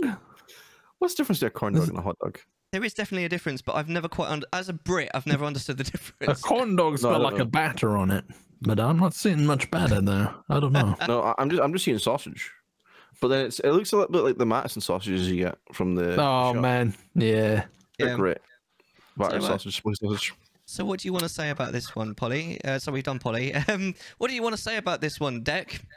I'm going to go in the same vein as Polly and say that, I mean, with a game like WoW, there's a lot going on the screen anyway. There's a lot of, like, even like when you look at the clip, there's so much in terms of like your mini map. You've got all you got the quest objectives, you've got the timers, you've got all these different things, all the items in the bottom bar, you got all this different stuff. Like having an even bigger overlay on top of that is a mistake because it'll just pretty much, there's so much going on, it'd be so hard to focus on anything. Yeah. I was actually quite intrigued by her face cam because obviously the face cam is big enough. It's absolutely fine. Sometimes I see people the colors. I was like looking to see if it works, but the colors sometimes like they go around. I didn't notice if that was. I was like trying to figure out if the gradient was like sometimes gradients move around. So it's like the blue will move and the yellow will go up. Right. And blue. So I wasn't sure if that was something going on. That's a nice little change to make as well, though. Yeah. The second clip. Obviously, lots. I've noticed that obviously the alert box and all that sort of stuff. It's like, and it's very like, you know, there's no like big alerts playing. It's just like a small alert. It's fine. Not everyone wants to be called out for it. Now, you know, we're following or something or whatever. Not everyone wants to be like called out. It's like, you know, I definitely been in streams where it's like, okay, so like, I go in and I just want to hang out for a bit. I follow. It's like, oh hi, welcome. It's like, okay, listen, I just wanted to say hi. That was just wanted to. I liked your vibe and suddenly you scared me off. You know, so it's nice to have like the once again like a more. I think it feels like a more minimalistic view. Look around all of it. And then on the last clip, you've got, you know, you can see the socials. So obviously, it's like it's obviously sort of more of an intermission screen sort of thing instead of having like chat up at one side and like all these different things and like. It's still very, very minimalistic because you have like the little icons being like, this is my username and these are all the things I'm on, you know? Yeah. And the sausage was massive. That's Planet Girth, dude. That's all I've got. Yeah, I think I pretty much agree with everything. So it is a nice, simple overlay, which is always nice, and that's on all of them, actually. Although they're all different, which is nice. I also, again, similar to the previous one, I like the fact that all of the clips are like super different. It's worth noting that microphone, that is the Shure SM7B. So when you consider that the previous one was Blue Yeti, which is what, about 90 quid, 100 quid. 120 down to like 90, I think, something like that. SM7B is about 400 to 450 quid, and then you still need to plug it into you know, mixer. something like a mixer, which is at least another 100 quid. So there's a big difference in price point. There's obviously like production value put into it, you know? Yeah, which is always interesting. I've definitely seen in the past we've had like clips where someone's had like a really expensive mic, literally this mic, and then they scream because something happens and it just blasts everyone's ears out, and it's like you've got this. It's not EQ properly. It's a little bit like using a nuclear explosion to kill an ant. It's a mic that gets memed on for being overkill. Yeah, and it is. It is. It honestly is. Like, I think that this is probably overkill, to be honest, but it's still cheaper than that. Yeah. You know. But yeah, no, it was really, I liked the vibe was great. I like the fact that they're all different. I like the yeah, it was good. It looked like a good time. Okay, shall we move on to number 7, the final streamer? I mean, 3, 2, 1, play that clip. I say it how I imagine Op says it. All right, how do you say it then? Cookie dough. I assumed it's just wanked. Wank? It's more with like a CH noise than a G. Wank. Wanky. Go on, how is it? Wankiger. Wank. I would go for that one, if only because it sounds funnier. Yeah. Yeah. Wankiger. Wank. Also hearing, Eel has been judging us for the group wank. No, right, okay, Nick just suddenly started yelling, group wankies? And I was like, what? Group wankies is better. Wank. But it's factually incorrect. Wank. Right, take a shot every time Rage says wank this evening. Yeah. Wank. I'm gonna say wanch. Because that's better. All right. Should we move on to the next clip? Yes. All right, lovely. 3, 2, 1, play that clip. Rage was fantastic. Rage was involved in the Dungeons and Dragons game that we ran on the Insomnia stage last night. Mummy's gaming. Why do you have things that... Why? Why? Mummy's gaming. Right. Okay, right. Look, whoever is redeeming those, we're going to have to sit down and have a serious chat. We are going to have a talk, a one-on-one conversation. Mummy's There's- gaming. Mummy might be gaming. Are you aware of this? Apparently Mummy is gaming with a pig. Paprika. Who's Paprika? Fill me in. I feel like I'm not in the joke. You're right. Stop it, all of you. Normally I only ride on epic mounts. Why are you having fun? Let's talk. This is not about having fun. This is a serious gaming stream. I'll have you know I can flatten steel with my thighs. Okay, that person just said they can flatten steel with their thighs. Don't threaten me with a good time. That's amazing. I love that. All right. We're going to go back to the last clip. We'll go to the last I am clip. indeed. All right. 3, 2, 1, play that clip. You've been up 32 hours. Why have you been up 32 hours? Saw your Snapchat. Came to tell you digitus. Don't even know who they are, so it doesn't bother me. Yeah, anime. Woohoo! We're going to talk about anime, cons, and cosplay. That is the talk today. Anime, cons, and cosplay. We might do it like once every week or. Nice. Nice. I love how on that third clip, the mic quality sounded quite similar to when I used to have like an old £10 desk mic. Yeah. You can definitely. Actually, I'll hold my points. I'll hold my points for my turn. Go on then. Actually, you go first. Why not? Do it. Of course. Now, I will now unhold my points and say that you can definitely see a progression with quality. Like with the last clip, that's obviously the way that you said that this works is like, you know, the newest clip to like an older clip. Yeah, that's right. So you see like the whole sort of some things are still sort of in their base sort of form, that they're not being like refined just yet to a point where it's been like, you sort of see like this is the sort of like maybe the sort of starting sort of thing, and then you sort of as you go on streaming, you sort of make adjustments and make things look better and better and better. And it's I think there's quite a lot going on, like compared to like the first clip and the last. There's a lot going on in terms of overlay. Yes. Where you've got like all this stuff, like you got your socials, you got this little picture of, you know, their avatar, you've got like the donation stuff, sub stuff, you've got the bits jar, you've got the donation goal, you've got the chat, you've got this big pink box the chat's going to go in, you've got the cam's been small, you know, been put down a bit more sort of thing. So it's like, and also the mic quality as well. Yeah. But all that stuff when you're starting out is absolutely fine. Like don't worry too much about that. Like, you're doing it and you're enjoying it, and you know, as you progress more, you then upgrade more and change things and all that sort of stuff. Yeah. And then when you get to the very first clip, it's obviously she's been at this for a while. Like, you know, sure, SM7B again. You got that good mic. You got the got the nice setup behind them, got the like all these little bits and bobs. Like I even saw a little widget that pops out, saying that you want to support the stream, you can sub, all that sort of stuff. Yeah, putting away the chats in a bit more. It's not being so much obstructive anymore because you can see behind it. All this sort of different stuff. All this sort of different stuff. And then the middle one, they're obviously at a con. They're at some sort of event. Yeah, I think it's an esports event. Yeah, it's not so much their fault. Obviously, he's wearing a headset mic, so they aren't able to be heard as much or at all. But it is quite a funny clip. It's like obviously maybe it's caught after the event or before that they go on and do whatever they're doing. Yeah. And it's like the community is just going mental. That's all it is, and it's nice. It's nice that they've built up this community that they can have fun, and like even at serious events or like events that are supposed to be like competitive, that they're still having fun and they're still showing their support that in their different way. Yeah, absolutely. Yeah, I thought they were good clips. Honestly, I'm not a particular fan of the overlay in the third clip. It's a bit loud. It's a bit cluttered, but it's like super sorted out by because that one, the first clip is nice, and the chat's like super big and that, but it makes sense because it looks like a like a just chatting screen kind of thing.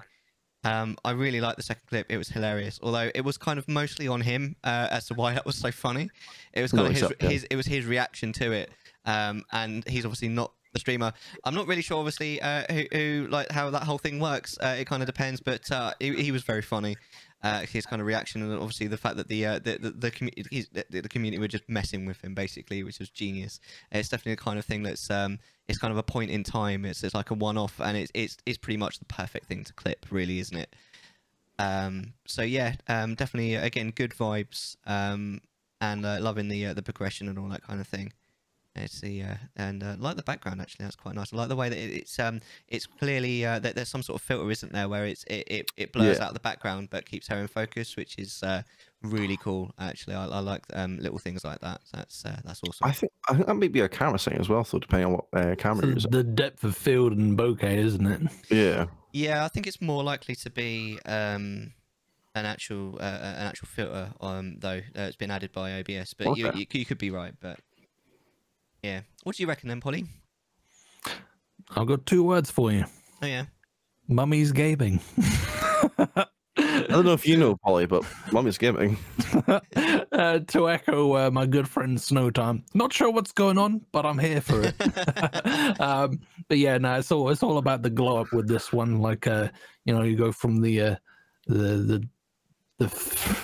older overlay, like that one with the loud one, all the way to the dank camera, the dank mic. You gotta love the glow up.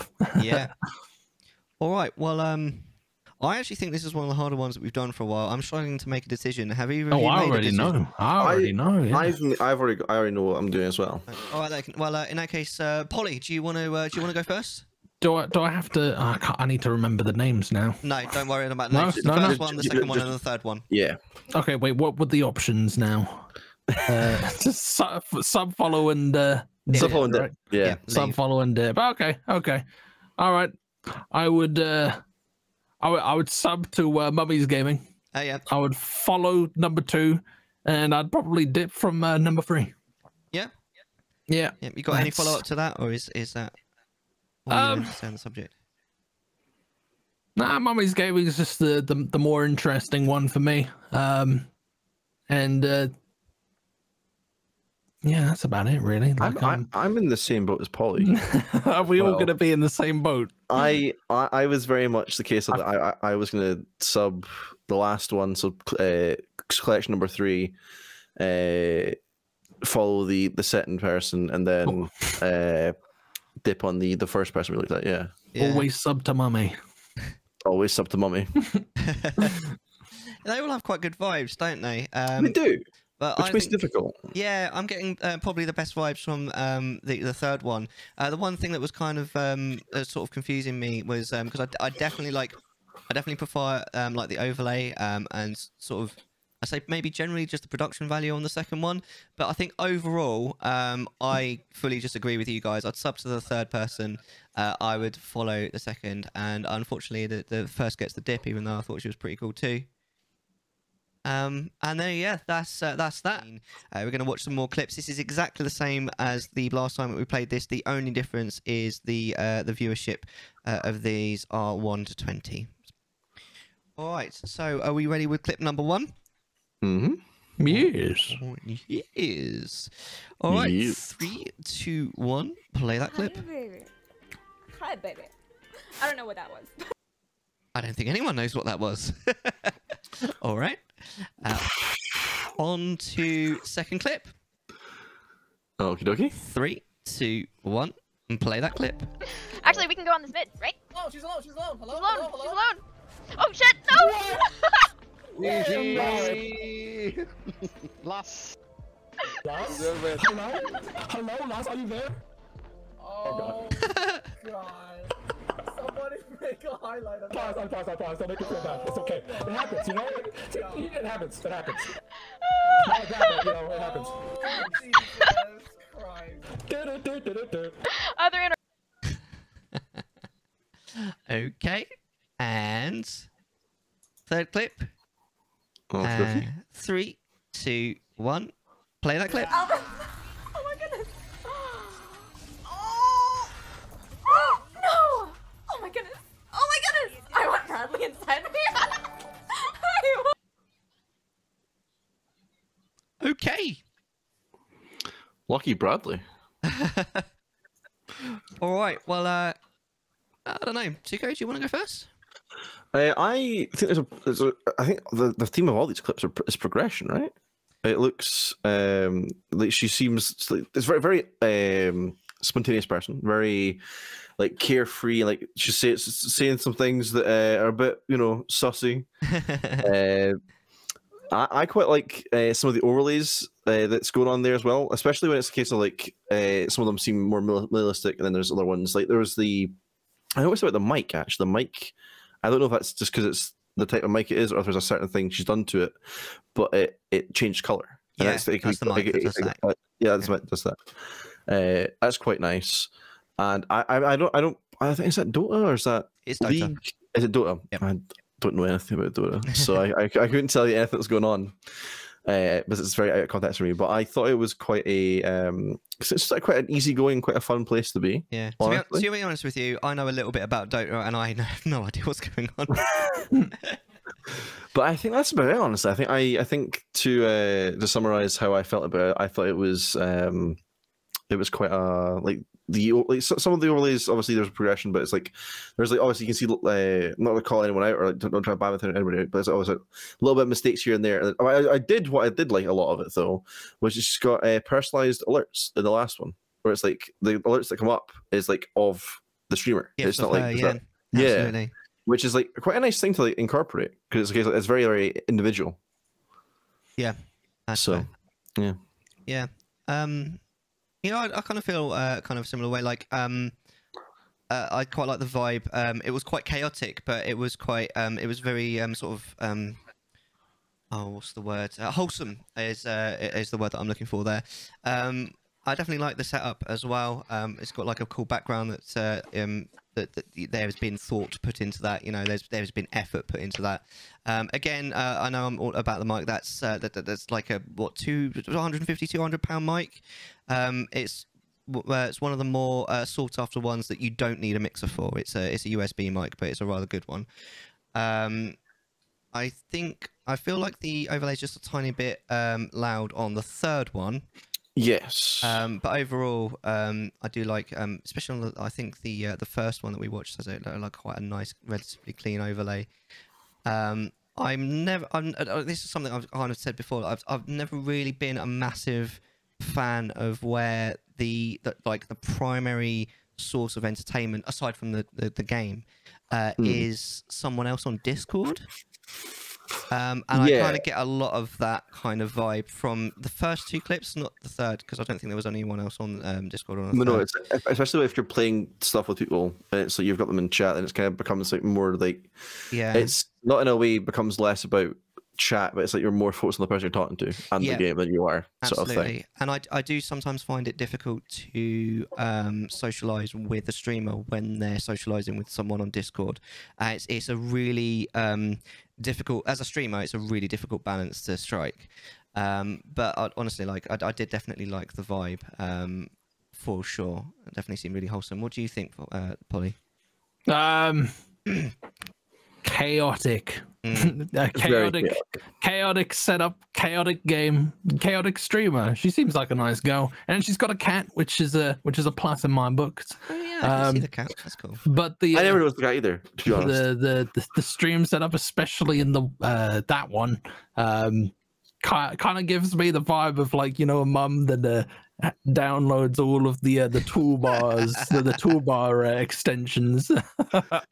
There's a lot going on, but, like, you know, if you're into a chaotic stream, then more power to you, you know. No problem at all. All right, lovely. Shall we move on then to the second streamer, number 4 stream? Yeah, this is what we call a scam. Yeah. Yes. Okay. All right, excellent. 3, 2, 1. Play that clip. Imagine, dude. Oops.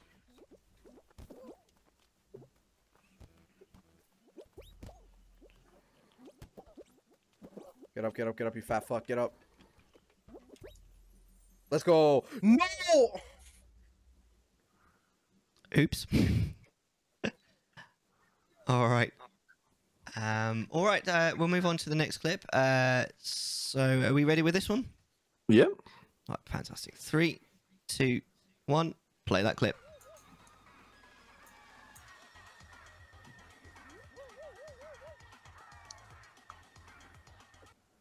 You're an idiot. You're an idiot. You're actually an idiot. No, no, no, that's a clip. Oh my god, that's the clip. That's the clip. That's the clip. That's the clip. That's the fucking clip. That. Yeah, we heard you the first time. Was that even the same person speaking? I don't think it don't was know. it? Yeah, I think that might have been someone maybe on Discord or something. Possibly, yeah. All right, maybe. We'll see. So, are we ready with the last clip for this person? Yeah, I'm ready. Lovely. 3, 2, 1. Play that Let's clip. see how Selbu's doing. Oh, no, it is the same person. Don't know about that one, This is- but yeah. let's see the recovery here.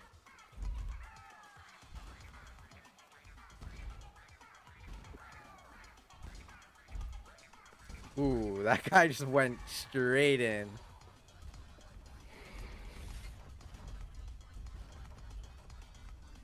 Interesting tactics from Selbu here. Not something that I see often, but works either way. Oh no. Oh no. Oh my. Oh my god. Oh. All right. The dream of the life for a little bit there. All right. Polly, do you want to go first on this one? Yeah, I've not got a great deal to say. Not overly chaotic this time, which is nice. Oh, what was I going to say? Oh, he's got the now playing thing, which I thought was pretty cool. I don't think I've already seen that. Have they, like, literally are they capturing a source? Are they capturing, like, Spotify and I thought it was Spotify, just cropping it down? Where are we looking? Which one? In the bottom right corner. Oh, I think that's actually a browser source that you can get. Oh, okay. Yeah. I mean, I've got Apple Music, so that it probably doesn't exist for that. That's the question: is who uses Apple Music? Like Polly does. Yeah, no, that's about it. And I don't have too many thoughts about this one, but, like, you know, it's a lot less chaotic, a lot more laid back, which is a vibe. Yeah. Fair enough. What do you reckon then, Suko? I think it's not, like going off what Polly said. It's really nice to have, like, you know, from a chaotic sort of standpoint to, like, go into, like, have a nice chill sort of environment. It's nice to go to. Yeah. Obviously, he seems very into Fall Guys, or maybe that's just at the time. of that. But you obviously, if you're just into it at a certain time, you wouldn't have the crown count and all this sort of stuff, like, you know, the wins and all that sort of stuff going on. So maybe primarily big into Fall Guys and sort of doing, you know, trying to get as many wins and sort of hang out with the community. And it seems was obviously we're confused about in the second clip if he was in Discord with someone, because it could be a case that he's playing with people. I think that actually was him. He just sounded different to the first clip because he yeah, it sounded the same as the third clip. It could be a case like there wasn't any face cam either, so it could be a case that it would have been later at night, so he might have sounded a bit different sort of stuff. Yeah, I feel like if you get used to talking on stream, like your voice does eventually sort of adapt to like talking. Yeah, exactly. Yeah, like if you look at clips of when I started streaming compared to now, like I sound completely different. I think hardware makes a big difference as well when it comes to audio. Yeah. That is true, yeah. But I think it's a case like you have certain mannerisms you then adapt to over time, though. Over the time that you start streaming, it's a case like you might be a little bit more nervous, but now when you're streaming now, it's a case like it's just something you do. So it's like there's none of that sort of stuff going on. So it's like you're able to be more playful with people and sort of talk about that sort of stuff. Yeah, there is a limit to what you can like be playfully about, because it does seem like he was quite aggressive at certain points. Yeah, which is definitely not something that I would enjoy to be around, because it's a case of like we're all, you know, the way I see sort of Twitch is like we're just here to have a fun time, play with my friends, you know, hang out, whatever. But it doesn't. I would feel like even if it was supposed to be like in a jokey manner, it does definitely seem or feel like it would be more of a you know, disruptive sort of vibe going on there as well. Yeah, I definitely like to mirror that myself as well. Like, because overall, I really kind of liked, especially after the previous clip review for streamer, I kind of liked the chill vibe, but it was kind of ruined a little bit by the little like aggression bits that you mentioned. It was the first thing that popped. As soon as it happened, it's like, oh, okay, like, wow, you know. But yes, about that to me. So what else? Did you have anything else to say there? Sorry. No. I think it's it's absolutely right. Don't worry. I think it's one of those things that it's nice to have that chill vibe, and like it kind of feels like it's not a catfish in a way, but it's like you're you know, you come in, it's like nice and chill, and suddenly it's just like roaring and shouting and like, you know, calling people different words. It's like, whoa, wait a minute. I did not expect this, you know. Yeah, absolutely. Yeah, I liked it. His audio quality was great, for sure, especially considering what he's got there. I was just thinking, though, because he's got the pop shield there. And the problem, obviously, with pop shield, it makes it sound better, but it's at cost of, like, covering, like, half your face. Yes. But his microphone is so far away from his mouth, he probably doesn't need the pop shield at all. I would, like, if I was speaking to him, I'd be like, just get rid of it. You really don't need it. To be honest, and also we've mentioned this before, but I have a little bit of a problem with where you're wearing a cap but you're not facing the screen. It kind of sends a bit of a message. I am not focusing on you. Yeah, you know. I do like the background's nice with the pink lights. It all looks you know, it looks pretty professional. I'm liking that. There's definitely also a slight lack of variety in the clips. Not just that they're all Fall Guys, but they're all basically like Fall Guys fails. Yeah. So yeah, I'm not really sure entirely what to make of the streamer. He definitely had a vibe that I could get on with, but like you say, it would have to drop the little aggressions. Yeah. So should we move on then to clip number 7? Yeah. All right, lovely. So clip number 7. 3, 2, 1. Play that clip. The hijack works. That's good. Oh, banger. Fuck. That one worked, I think.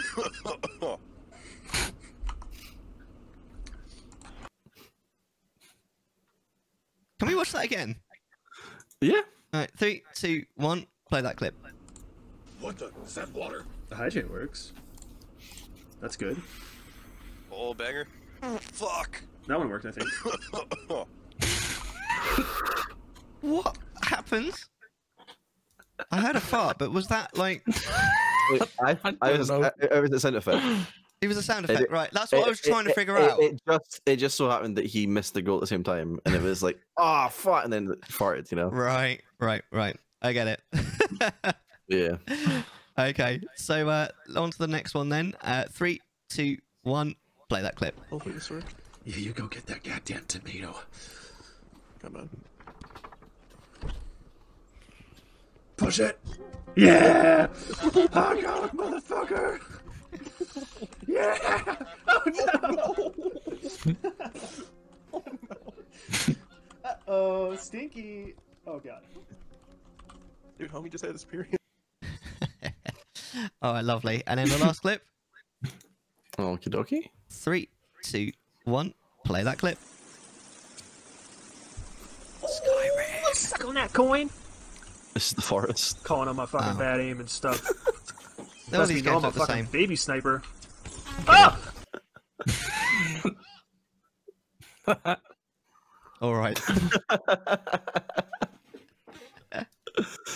Oh goodness. All right. Shall I go first? Yeah, why not? All right. Let's have a look. Overlay is amazing on all of those. I love how simplistic it is in all three. I think overall I'm probably more a fan of the green screen rather than the background. I think it just looks slightly better. It looks cleaner. I like it. You can't even see the microphone as well.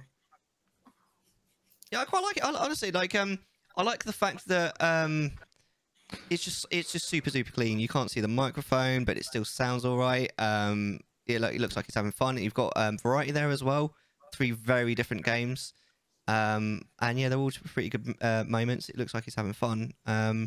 Yeah, I'm in for this. What do you reckon then, Suko? I like the. It seems like more chaos compared to like the last one, obviously, because it's like.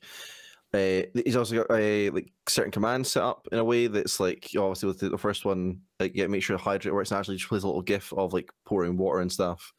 And like, I guess there must have been some sort of malfunction with his gifts, with his alert. Sorry, and he's just checking to make sure they're working.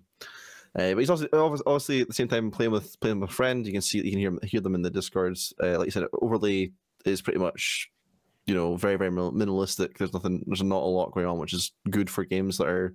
But there's a good variety in games as well. It's the same stuff. Even the chat box in the second one, it's not got a background, so it's coming up and then disappearing after a little while. Yeah. So that's really good.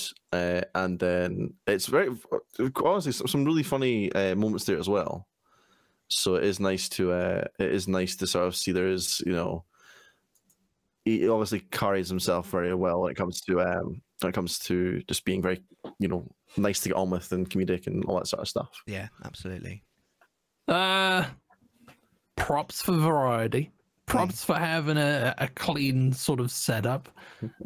Props for being a fellow cap wearer. And he's facing the camera as well, which is good. Nice facing the camera, yeah. And props for coining the term baby sniper. And props for fart humor. I'm into that. Oh yeah, fart humor is always good. Fart humor is easy money. Yeah. Anyone who doesn't think so is lying to themselves. Oh goodness. All right, sorry about that, Polly. That's all right. Yeah, Suko, do you want to make a decision on this? Yeah, I think I will. I think I would probably sub the guy we just watched. So clip collection number 3. Yeah, I would dip on number 2 just because of the aggression. I don't really want to go into. So I don't really want to get into a community and like meet them and get close to them and just to be like treated indifferently or like meanly. Yeah. And then follow the first one probably because she seems really nice. Yeah, that's absolutely fair. If not, I'd probably swap the 2 rounds where I'd either follow or sub the first or third. Yeah, no, that's absolutely fair. Yeah. All right. Well, I think I'll go if that's okay. Yeah. Yeah, I would sub to the first one. I think I did quite like the sort of quite amusing sort of chaos of the whole thing. So the third one would get the follow. He definitely seems like a bit of fun, like he's having fun, and it seems like his level of humour is probably on the same level as mine. And I'll probably dip the second guy. He may very well be really cool, but just from those 3 clips, I wasn't overly keen, I have to admit. All right then, Polly. Mine's more or less the same. I'd probably follow Dota Go. Is that what she's playing? Yeah, she I'll was. probably, I'll probably give her a follow. I'd give Catboy a sub, and I'd give Full Guy a dip. Yeah, absolutely. That's my feelings on that. All right. Okay. Well, I think that's it then, isn't it? We've done everything we set out to do. We have indeed. Fantastic. Well, that was a hell of a lot of fun. I thank you guys so much for joining me on this escapade. It's a pleasure as always. Yeah, it's been a genuine pleasure. Absolutely. Thank you, Polly, as well. Yeah, thanks for having me. Thanks for inviting me back. We should definitely do this again. Oh yeah. If there's anything anyone's learned from this, is that if you smelt toast at all, make sure that you're actually making toast. Thanks everyone for hanging out. Thanks everyone for watching afterwards. If you're watching on YouTube, hello. Wagwan. We'll do our very best to bring out another one, maybe just a little bit sooner than between this and the last one. So if you enjoyed, then you know, like and subscribe on YouTube, follow me on Twitter, do all the things, and please, if you get nothing else from this, please follow Sukonami and lowpolymisfit as well. If you look at the name of the stream, their @ you can actually click on the @ and it will bring you to their channel. They're both amazing streamers. You won't regret following them. I definitely recommend it myself, and I'm sure a lot of people here will also do so as well. So that will be, I think, everything. Any final gambits from anyone? I had a really good time. Yeah, I like to say. Me too. I look forward to doing this again, and you may have slightly, just a small chance, changed my opinion on emulation. There you go. Yeah. That's what we're here for. I'd love to see it. Yeah, boy. Fantastic. Well, I feel more or less the same about physical. I'm down with it. I'm down with it. I'm down to get physical. Well, it's a rabbit hole. Anytime a sausage is involved, probably I am down with it. Oh yeah, baby. It's expensive stuff. Physical media. It is very, very expensive. So we can sign off here. So thanks everyone for hanging out. I hope you've enjoyed it. Thanks guys so much for taking this journey with me. Hopefully we'll see you guys soon. But for now, bye.